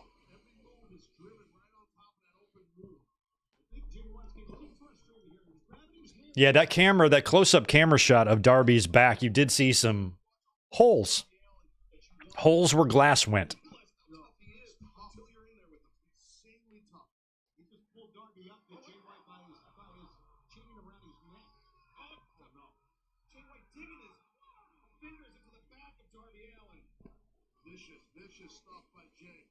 Ooh.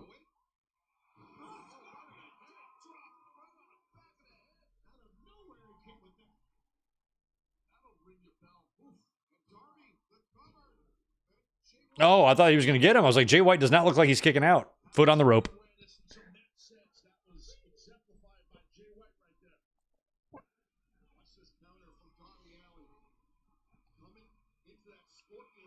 And the whole thing is a long process. I don't know how long it takes, but you don't just climb it in a day. You climb it in a matter of days or maybe even a week or more. I don't remember, but it ain't fast. It takes you forever. Oh, God. Is he going to... No, God. I hate when the whole crowd stands. Oh, Jesus, God. Darby just went for a coffin drop from the top rope to the apron where Jay White was laying, but you didn't know how he was going to be able to hit that properly. Ugh. That is so scary. I'm like, bro, you got to climb Mount Everest.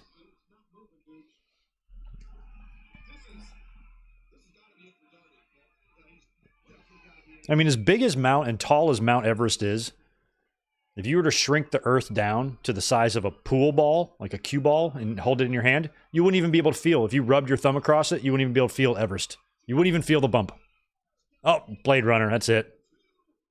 Yeah, Blade Runner FTW.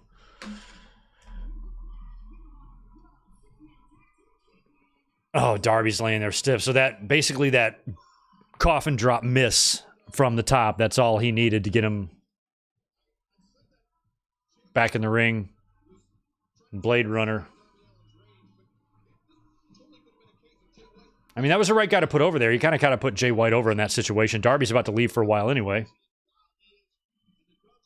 Doesn't do him any good to take a win right now. He had a big win at the pay-per-view. All right, best of luck, Darby. If this is the last time we see you on TV before you go climb or attempt to climb Mount Everest, we wish you luck. I think you're fucking crazy, but I'm not you. And it's your decision, and it's your life. So I support your decision.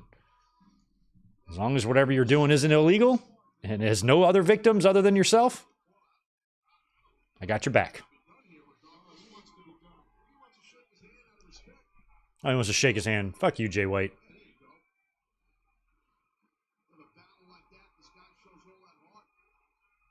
Oh, you bastard. Oh, no, you assholes. And now they're going to attack him. What a bunch of dicks. Is Darby going to get any help? There's no Sting to help him. Sad.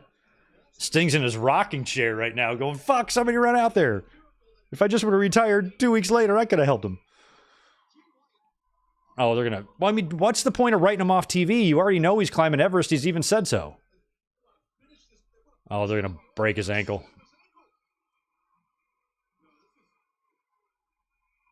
Oh, this is fucked up. Darby, you have no other friends other than Sting. Not one homeboy back there who you hang out with.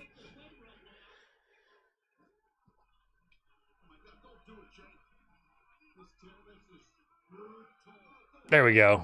Oh, the Acclaimed. Okay. Hey, aren't you guys friends with each other, though? Aren't you guys Scissor Gang buddies or something? I thought you guys were scissor sisters or something. All right, so Acclaimed and Daddy Ass saved Darby. That was nice.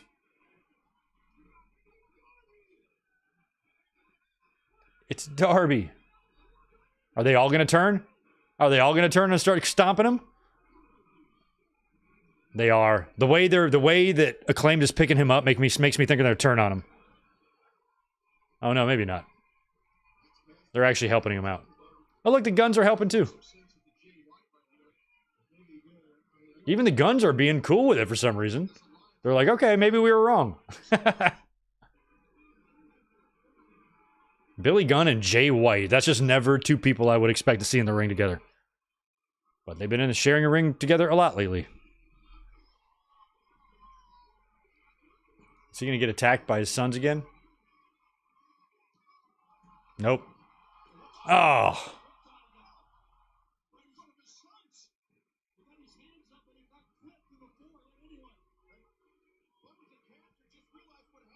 They dropped Darby. Uh-oh, here we go. All right, so it looks like the... What is it? The Sister Titty Gang? What are they called? Whatever their thing is over now. Now we can hopefully finally unify these trios titles. Maybe this is what this is implying here. I'm glad that this bullshit's over. Okay, so let's book a match at Dynasty or next week in Toronto or something like that, where you unify these trios titles. And that's what you do. You got to get Darby out of there. He's still in the... Oh, shit. Blade Runner to Billy. No, now they're going to go back after Darby, motherfucker. Oh, Jesus. Darby. They're going to finish the job on him. This is crazy. These motherfuckers. I love that they're going to give Darby more adversity to climb Mount Everest. I climbed Mount Everest with a broken freaking leg. Oh, man. Ugh.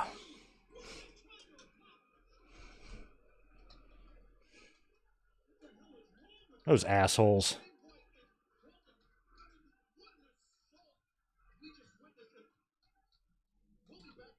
Oh, good. It's Hook and Jericho next. Wonderful.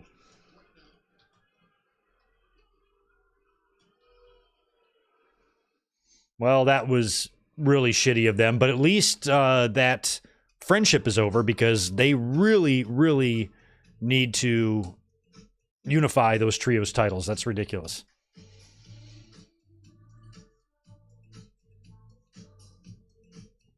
The way they were taking so long to get Darby out of there, I had a feeling they were going to go back and get him and finish the job. Yo, Barry, what's up, man? Appreciate the $5. What does CEO mean with Mercedes? Her song says it 50 times, and I don't get it. I don't really get it either. But you have CEO and EVPs, but in Matt and Nicholas's case, they actually are EVPs.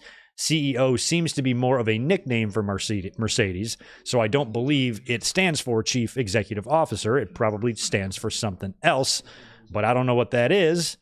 But I think her whole gimmick is about money and power and fame and that type of shit, so I guess it fits, and it's going to get the fans to chant it. But maybe the acronym means something different to her, so we'll find out. It feels like if it did, she would have said that in her promo and spelled it all out for us.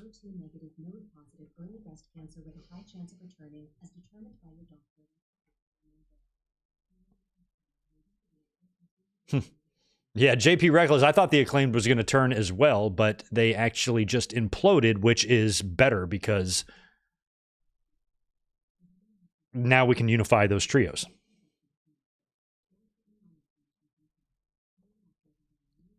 They did it because they don't want him to die on Everest. That's why they attacked him. They're just being nice guys. That's all.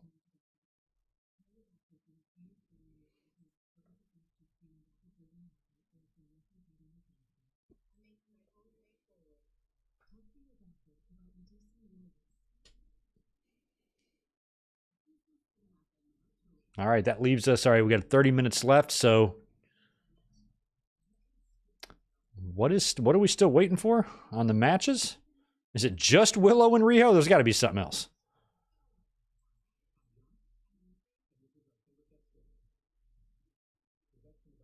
Oh no, that's right. Hook and Jericho. I forgot. Hook and Jericho. Gates of Agony. That's next. Then Willow and Riho in the main event, which I can't see them putting that match in the main event for any other reason than we're going to have a Mercedes Moné run-in or interference or confrontation with Willow. I have no doubt.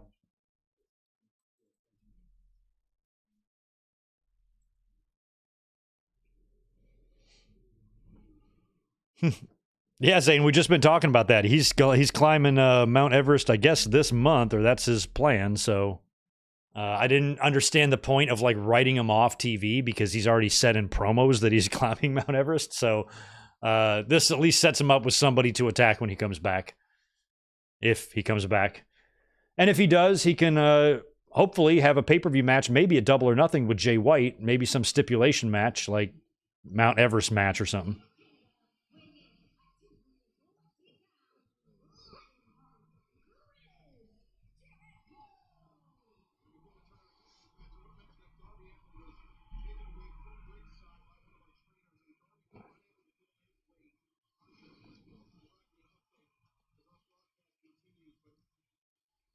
So when Jericho's Lionheart, he's got different, he's doing his own line. He used to grab the camera when he was a babyface. That's so funny. I love that he's trying to be Lionheart at age 72.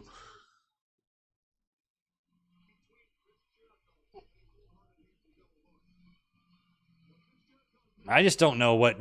I know Jericho thinks that he's probably helping out Hook or giving him a rub or elevating him or whatnot. He's not really. Hook doesn't need this guy.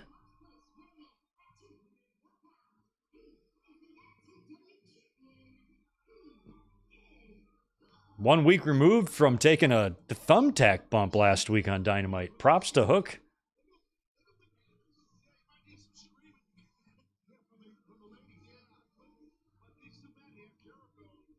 Yeah, Hook, he's a handsome devil. There are not many of us out there, you know.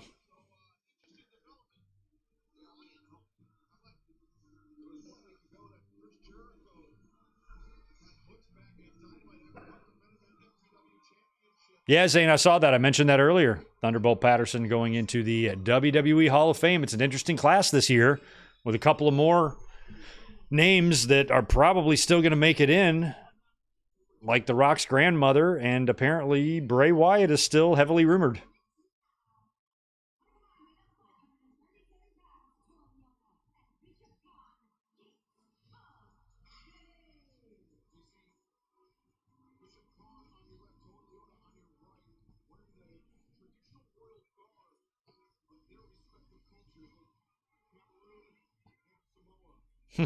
Fucking Excalibur always laying it out for us. Always.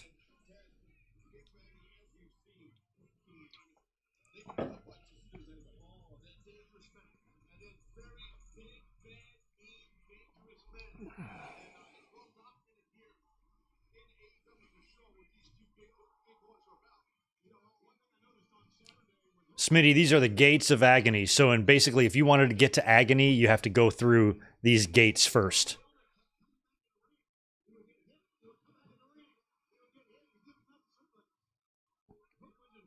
All right, kind of a random-ass tag team match. This was set up last week, but Jericho and Hook just basically materialized out of nowhere. All Jericho did was, I think, interrupt one of Hook's promos and be like, "Hey, I like you. I got your back. I have respect for you. Please, Hook, give me something to do. I'm going to be your tag team partner for a couple of weeks just so I can be on TV."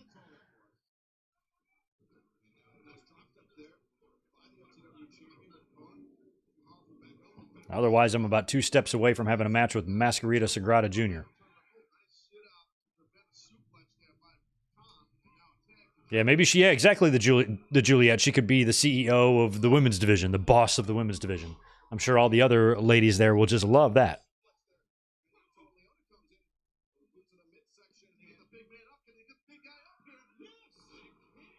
I liked her. I mean, both of her last post-WWE theme songs have repeated something over and over. Moné and CEO. I like the CEO version better. I really could not stand that song she was using.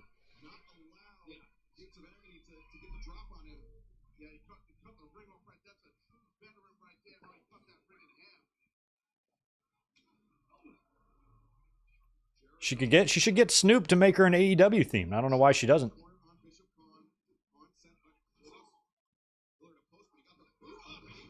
Oh, man. All right, this is Gates of Agony versus Hook and Jericho, by the way, for those tuning in. And our main event tonight appears to be Willow and Riho, or Willow Nightingale and Riho. And since Mercedes Moné opened the show, debuted in AEW, cut a promo, mentioned the two of them in the main event and her unfinished business with Willow Nightingale already tonight, and the fact that these two women are going on last on a show that had an AEW World title match on it, I would assume that we are going to be closing the show with Mercedes probably laying out Willow or doing something to close the show. Maybe even, I mean, with Dynasty still like a month away, is that going to be her in-ring debut, Mercedes? Like they're going to wait until then? They probably are.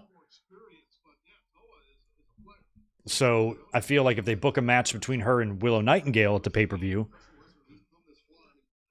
I'm not sure if those two really need 5 weeks of build, especially if one of them isn't going to be wrestling. I don't know how that's going to work. We'll see.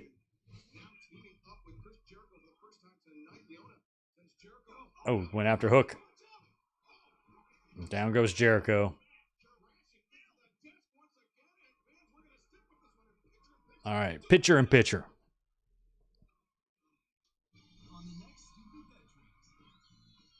Another uncomfortable visit from Jackie Bray. Reggie Watts speaks with officials and a visit from Peacock. Sarah Silverman hosts Stupid Veterans. All new Mondays at 9 on TBS and anytime on the app. If we thought the original formula was a hit, we can't even get a taste of this. You're telling me that if we pull this off, Royal Crackers will be number one. Royal Crackers.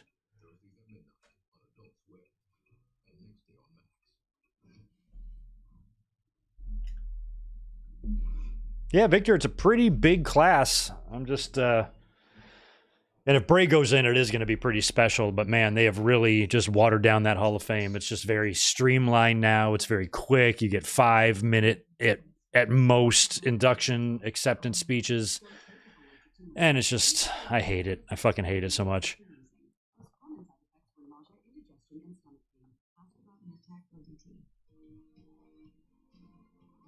I really loved 2005 through, 2000, I guess, 18.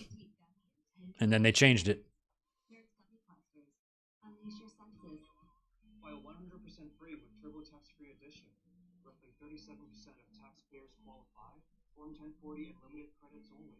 See how at TurboTax.com. In all the years of Dynamite, we have not yet had a match end in picture, right? Because if we did, that would be funny.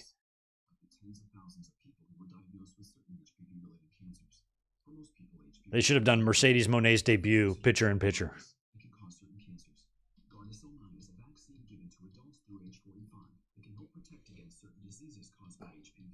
No, Barry, I love the 2004 Hall of Fame, but it was not like the others. That was the year they brought it back, and that was more in a smaller venue, more of a convention center or a banquet type of setting, you know? But then after that, it felt like it was in like arenas or theaters or whatnot, and that's when it was better. But I did love the Hall of Fame in 2004. It was just the only time they ever did one kind of like that, with all of the guests up there and shit. That set up.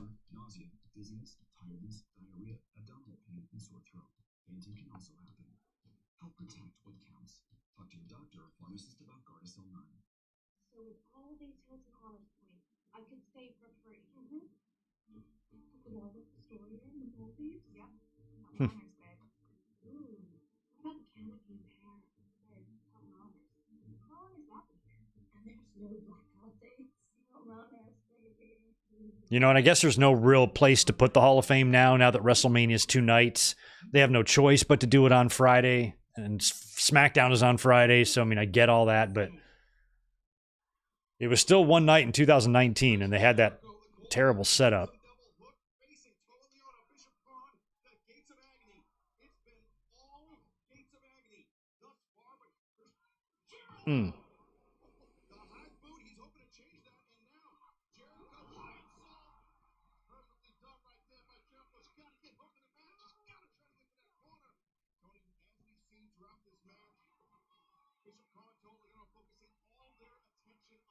Come on, Jericho, hot tag that Hook.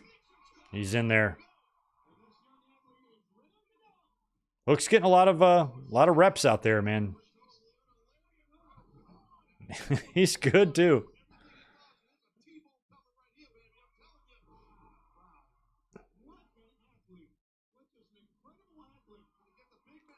Go.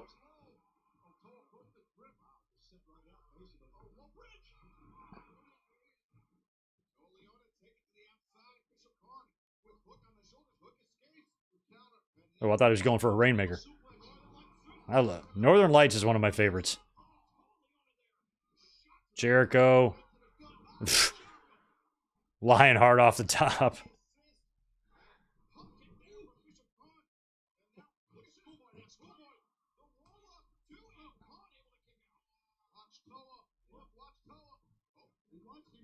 Watch Toa. Toa is so fucking big.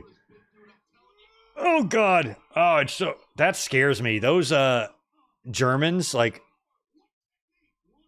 you definitely think you get your head crushed if you don't get the guy over enough.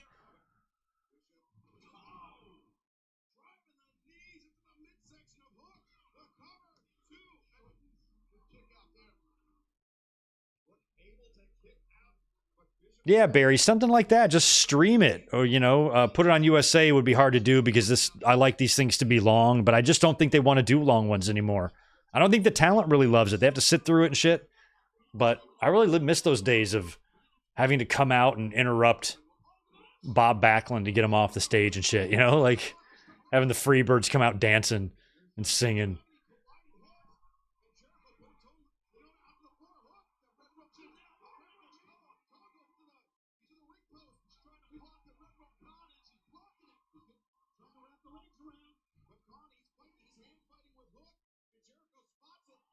Uh-oh. Oh. Lion salt, red rum combo. Aubrey's right there. Nope. How would he survive that? He's still got it locked in, though. Red rum, he's tapping. All right, that's it. Yeah, why not do it on Thursday? That would be perfectly fine, but you got to think about what there's just so much going on now, WrestleMania weekend. The talent is so committed to appearances and being there and being in town and all that stuff, but it would be great if they could figure out a way to do it. A Thursday night would be great. Thursday night Hall of Fame every year. And just put it on Peacock. That's it. No USA Network. Nothing like that. Peacock. Let it run. And put the talent in shifts. If they don't all want to be there for that, they're not all shown on camera all the time. So that front row area, just have 1/3 of the roster be there for the first third and then switch them out with the next third, just so there's always like people there. I don't know. It'd be a way to do it, to still have it like the old days. Those were really fun. I love the Hall of Fame. I loved it back in the day. Look at Kyle. For 2 years, the thought of never wrestling again, the least of my problems. Okay, there was a span where I couldn't physically pick up my daughter, and they were the darkest days of my life. But my neck got better, my arm got better, and now that I'm here and I look at the landscape, the AEW roster, and I guess I just wonder if I can still hang. I wonder if I can still hang. This is Kyle O'Reilly's return story. Yeah. But then I look at a guy I'm impressed by. A guy I've had my sights set on, so to speak. A guy that I think can bring out that Kyle O'Reilly. So, Bounty Hunter Brian Keith, you and I. No. We have a duel this Saturday on Collision. We have a duel. He's got a duel. Oh, Roddy's here. You gotta scream my name for Roddy. Jesus. You know how much respect I have for you. You know how much love I have for you. And if you want to do this on your own, do it on your own. Oh, so Roddy's like, okay, you can do it on your own, but we know that's bullshit. Yeah. This Saturday, first match back, and I'm going to do it on my own.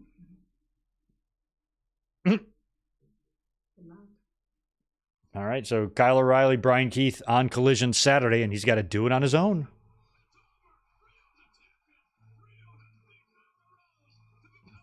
Riho beats Nyla Rose. Those were the days.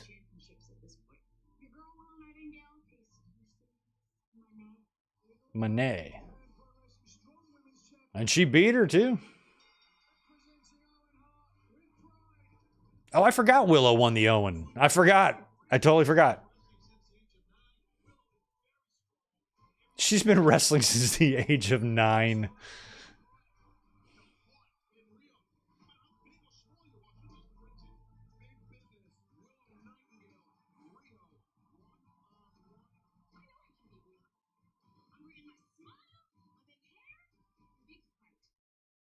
Okay. All right, Riho. Good to see you. Oh, yeah. There's Mercedes. Mercedes is like, I'm going to interfere in that bitch.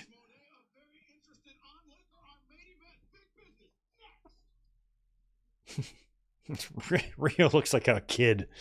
It's crazy. Except when you add a new foot-long sidekick. This might be my favorite sidekick ever. You know, good point, Juliet. I didn't even think about that. This year, you know, those ring photos and stuff. Well, they might have. Was he there last year for it? I think he was. I think Vince was. I think because I remember with the dark. I think Vince was taking the Hall of Fame photos last year. So I think this will be the first year without them doing that. It's going to have to be Triple H only with the pointing. Got to do the pointing. Could this be menopause? I might be going through it. I think I'm going through menopause. I'll take one of those tests to check.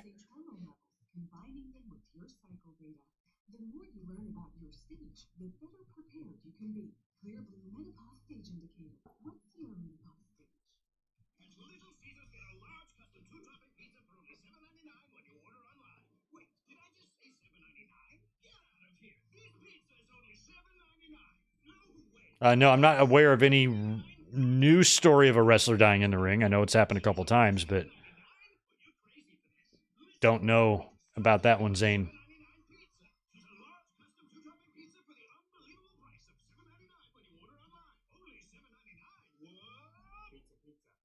Victor Colon, that's an excellent suggestion. I don't know why we feel like it's got to be attached to WrestleMania. Attaching it to SummerSlam would make more sense. SummerSlam is still a one-day event. You could do it on Saturday night before or Friday. I guess they're doing Saturday PLEs now. But SummerSlam weekend would be perfectly fine. It would lighten the burden on WrestleMania weekend. It would spread shit out. Because right now I feel like the Hall of Fame has suffered from how WrestleMania week has grown over the years and all the shit going on. Moving it to SummerSlam or even a Survivor Series, like a close out the year type of thing, would be fine and great.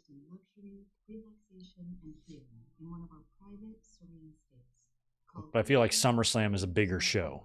So I would like SummerSlam would be more fun. Oh, we're going to get a Jericho and Hook interview now.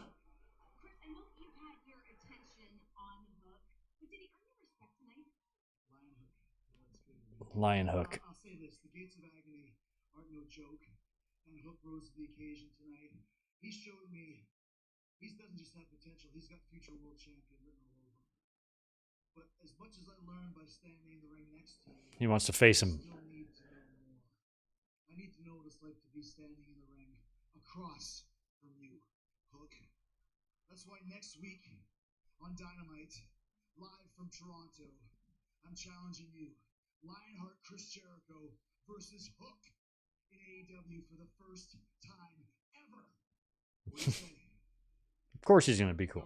Let's do it. I love his voice. I love Hook's voice. It cracks me up. Let's do it. You got some chips for me to eat with my hoodie on? Well,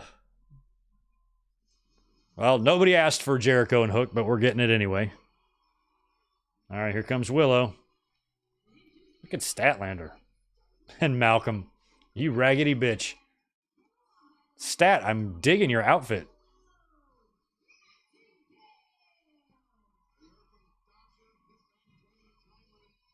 Look at Willow Nightingale getting a TV main event. All right, we only got 9 minutes to get this match in, boys and girls.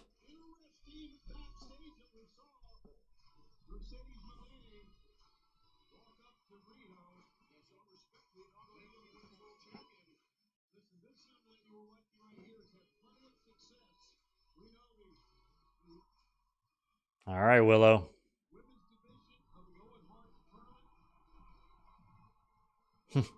Rio's theme really takes me back to like early days AEW, like the very, very beginning. I remember me and Elizabeth watched the Riho and Nyla Rose match together, and she loved Elizabeth's a Riho mark. She loves her.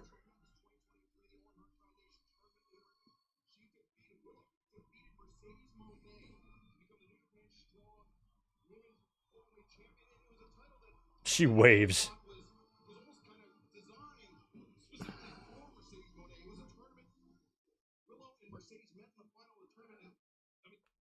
I mean, the Nyla match, you know, had a similar size mismatch to this one, and Riho got the better of who at the time was probably a more vicious Nyla than Willow is. But Willow's starting to get a little pissed. She ain't all happy, fun, rainbows and candy and stuff. She's gotten pissed a couple times.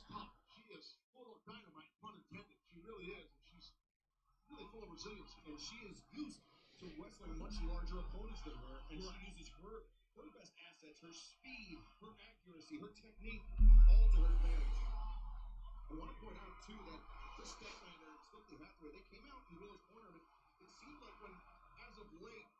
Well, the crowd is definitely split on this, and they're engaged in this match, which is good to see. I think they can probably smell a Mercedes interference just like the rest of us can. That feels all but obvious, or all but a guarantee. Because they know all they sold you was a guaranteed piece of shit. Look at her slip right out of that. That's so crazy. Bridging out of a pinning combination. I'm trying to think the first time I saw that. I think Trish did it a couple times, and there was a couple of male wrestlers I've seen do it too.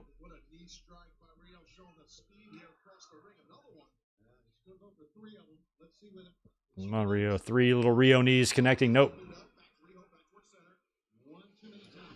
Oh my God. Willow with a second rope missile dropkick to Riho, which just launched her. That's a lot of force. That was so awesome. Damn, she kicked the shit out of her. Yeah, thanks, Dan Price. Somebody got it. I mean, how many people are going to get 30-year-old references, you know?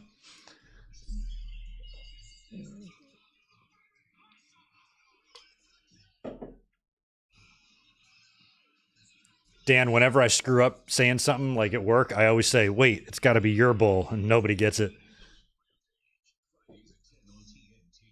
Every March, Jersey Mike's turns money from subs into charitable donations. And March 27th is Jersey Mike's annual day of giving. Jersey Mike's commercial with Danny DeVito. I actually am a frequent eater of Jersey Mike's. I ate it a lot when I lived in North Carolina, and I eat it a lot here. And everywhere I've lived in the city, every place I've lived in the city, I've lived like across the street from a Jersey Mike's. So they've always been really easily accessible. It's our most powerful clean yet. Arm & Hammer Deep Clean. More power to you. Everyone loves an extra $100. Greg, fun fact, I often eat a Jersey Mike's chicken Philly before Winged Eagle podcasts. It's one of my go-tos. To get $100 back instantly. Only from Intuit TurboTax. I'm something of a magician, inventor, and chocolate maker. Oh, what did you say? Wound chocolates are incredible. Try one. When do we start? I came really close to doing business with a Jersey Mike's owner. He owned about 6 stores, and he was coming into my restaurant literally every day by himself, have a quick meal and leave. And I just got talking to him, and he really liked me, and we got talking about life a lot. And I could tell he was like he just probably would have felt weird about it, but I was like, this guy would hire me. You know, he would bring me into the corporation if I wanted to go in that direction, but I never did. But I started thinking about it. And I'm like, could I own a Jersey Mike's? Maybe. I wasn't sure about it. Yes, look at you. You're open to experiment. You open your heart. And with the power of Galaxy AI, you'll open even more possibilities. And open your imagination. Victor Colon, I'm already ahead of you. I've been thinking about something for the WrestleMania month that was already kind of on my list, and it was going to be like kind of a bonus video. I already had my schedule planned out of what I wanted to do, and if there was time, I have one Hall of Fame idea. Barry actually already mentioned the Hall of Fame I was thinking of talking about, either in a review or a watch-along, figuring out how I want to do that. But it's coming, so just stay tuned. Oh, big business, 3 minutes left, or 1 second.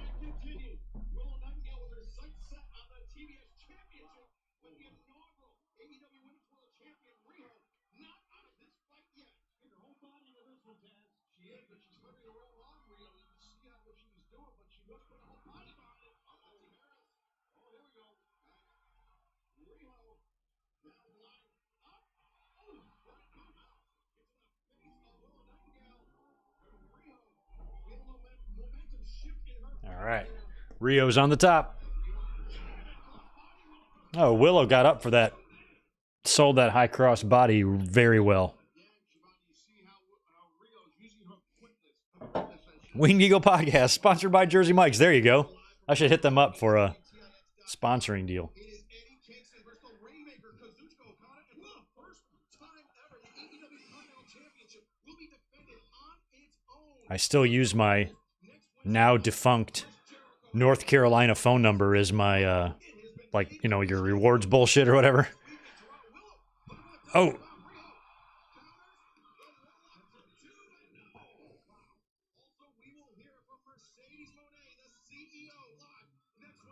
Who missed? There's a northern. Oh, God. I figured Riho would probably hit some sort of a suplex, but trying to hit a Northern Lights on Willow Nightingale almost went awry. Willow came down kind of on the back of her neck a little bit. Riho just steps on her.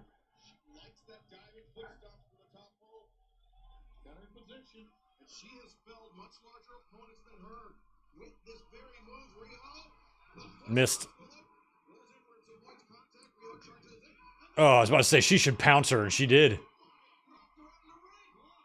It wasn't as good as the missile dropkick spot a couple minutes ago, but that was still pretty good.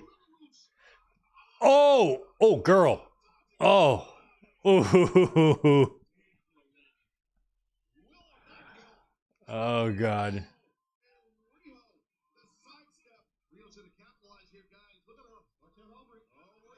Ooh.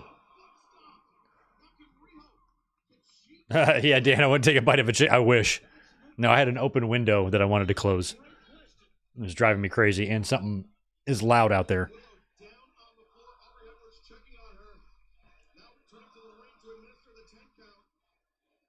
Glad the fans are into this.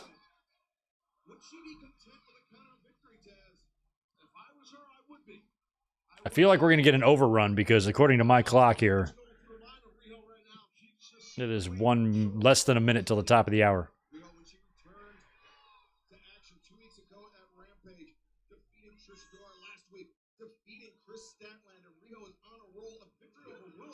Oh no. Fucking Dragon Super? Full Nelson suplex? Whatever they're called? Oh, Coupe de Gracie? Jesus. Is she gonna beat her? No, kick out.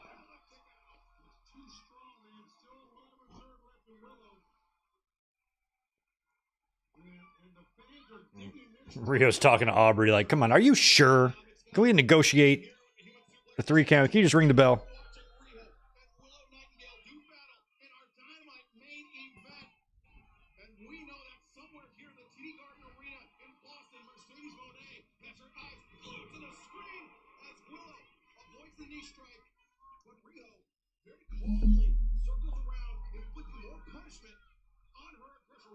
Ooh.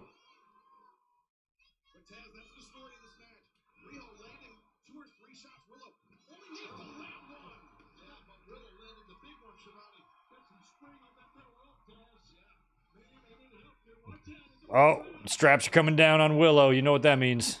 You are now 10 times stronger than you were a minute ago.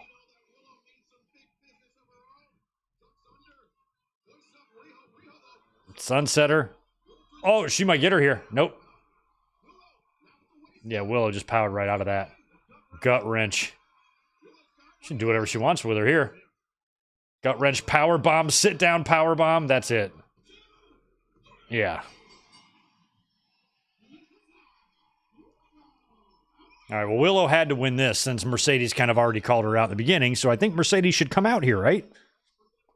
I don't know how you would have this match in the main event and not have Mercedes come out. I expect CEO music any minute now. Any moment. Any moment. CEO? Mercedes? Mercedes?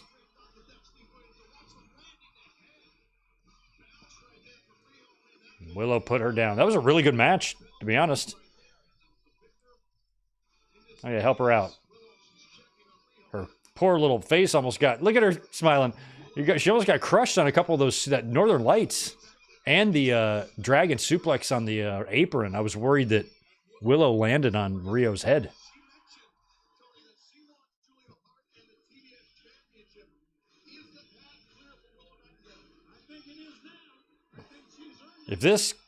If we go to the logo and we fade to black, I'm going to be very surprised this ends without Mercedes coming out.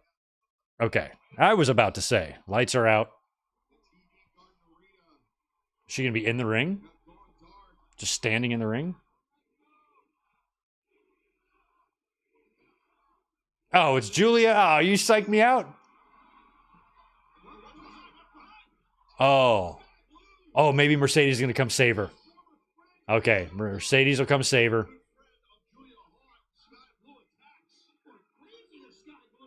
Cool. Sky Blue and Julia are going to get a little taste of the bank.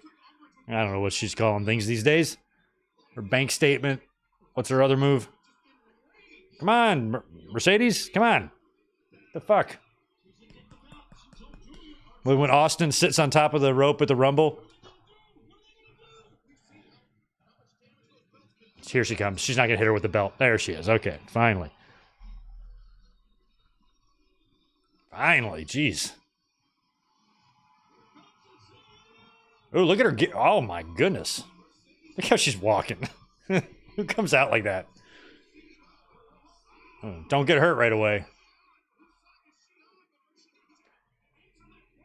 Oh, Mercedes and Julia Hart. This is kind of cool. I like her gear. That looks awesome. The gear looks incredible. Oh. Oh, is she going to do her crazy move? No. I don't love that finisher.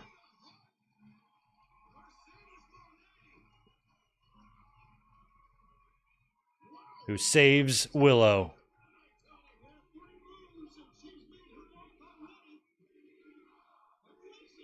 Well, I'm glad we saw Mercedes get physical. That's good.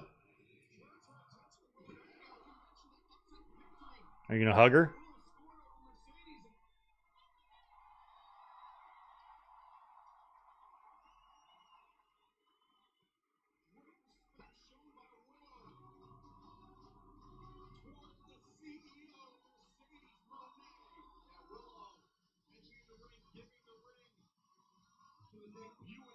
Well, cool. Now we finally have the visual. Mercedes Moné and AEW. What's that going to look like? Now we know.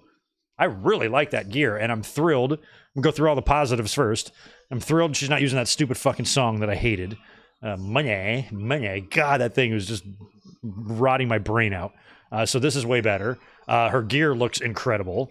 And she came in and did something. She cut that opening promo, pretty much telegraphed that she was going to be showing up in the main event, and saved Willow. Had her moment twice in front of the Boston crowd, opened and closed this Dynamite that was pretty much named after her. And now it's all about the follow-through and what she's going to do now that she's here. So just like Osprey, just like Okada, Mercedes now has to start paving her way through this company. And we'll see what lies ahead in terms of what they do with her creatively. Hopefully it's good. I was wondering how they were going to have her do anything other than go straight for Toni Storm. It's a great camera angle. But it does make sense for her to have something with Willow first, considering that Willow owns a victory over her already. So that's going to be her first introductory match here, I guess. And then I think it would be pretty terrific if we had something like Mercedes and Toni Storm, either at Double or Nothing, or if you could push it all the way to Allin, would be pretty good. But if there's a really good chance that Mercedes is going to bounce when her contract is up in 3 years, you kind of got to put the belt on her quick. I don't know, but... Or maybe not, but... So next week she'll be back. We're going to hear from her.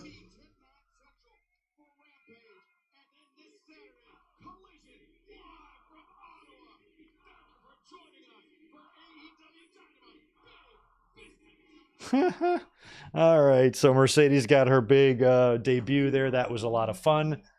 What'd you guys think about it? I thought it was okay. Mercedes Moné officially now in AEW. For those just tuning in, we watched AEW Dynamite Big Business together. Of course, this was going to be the debut of Mercedes Moné. We knew that going in.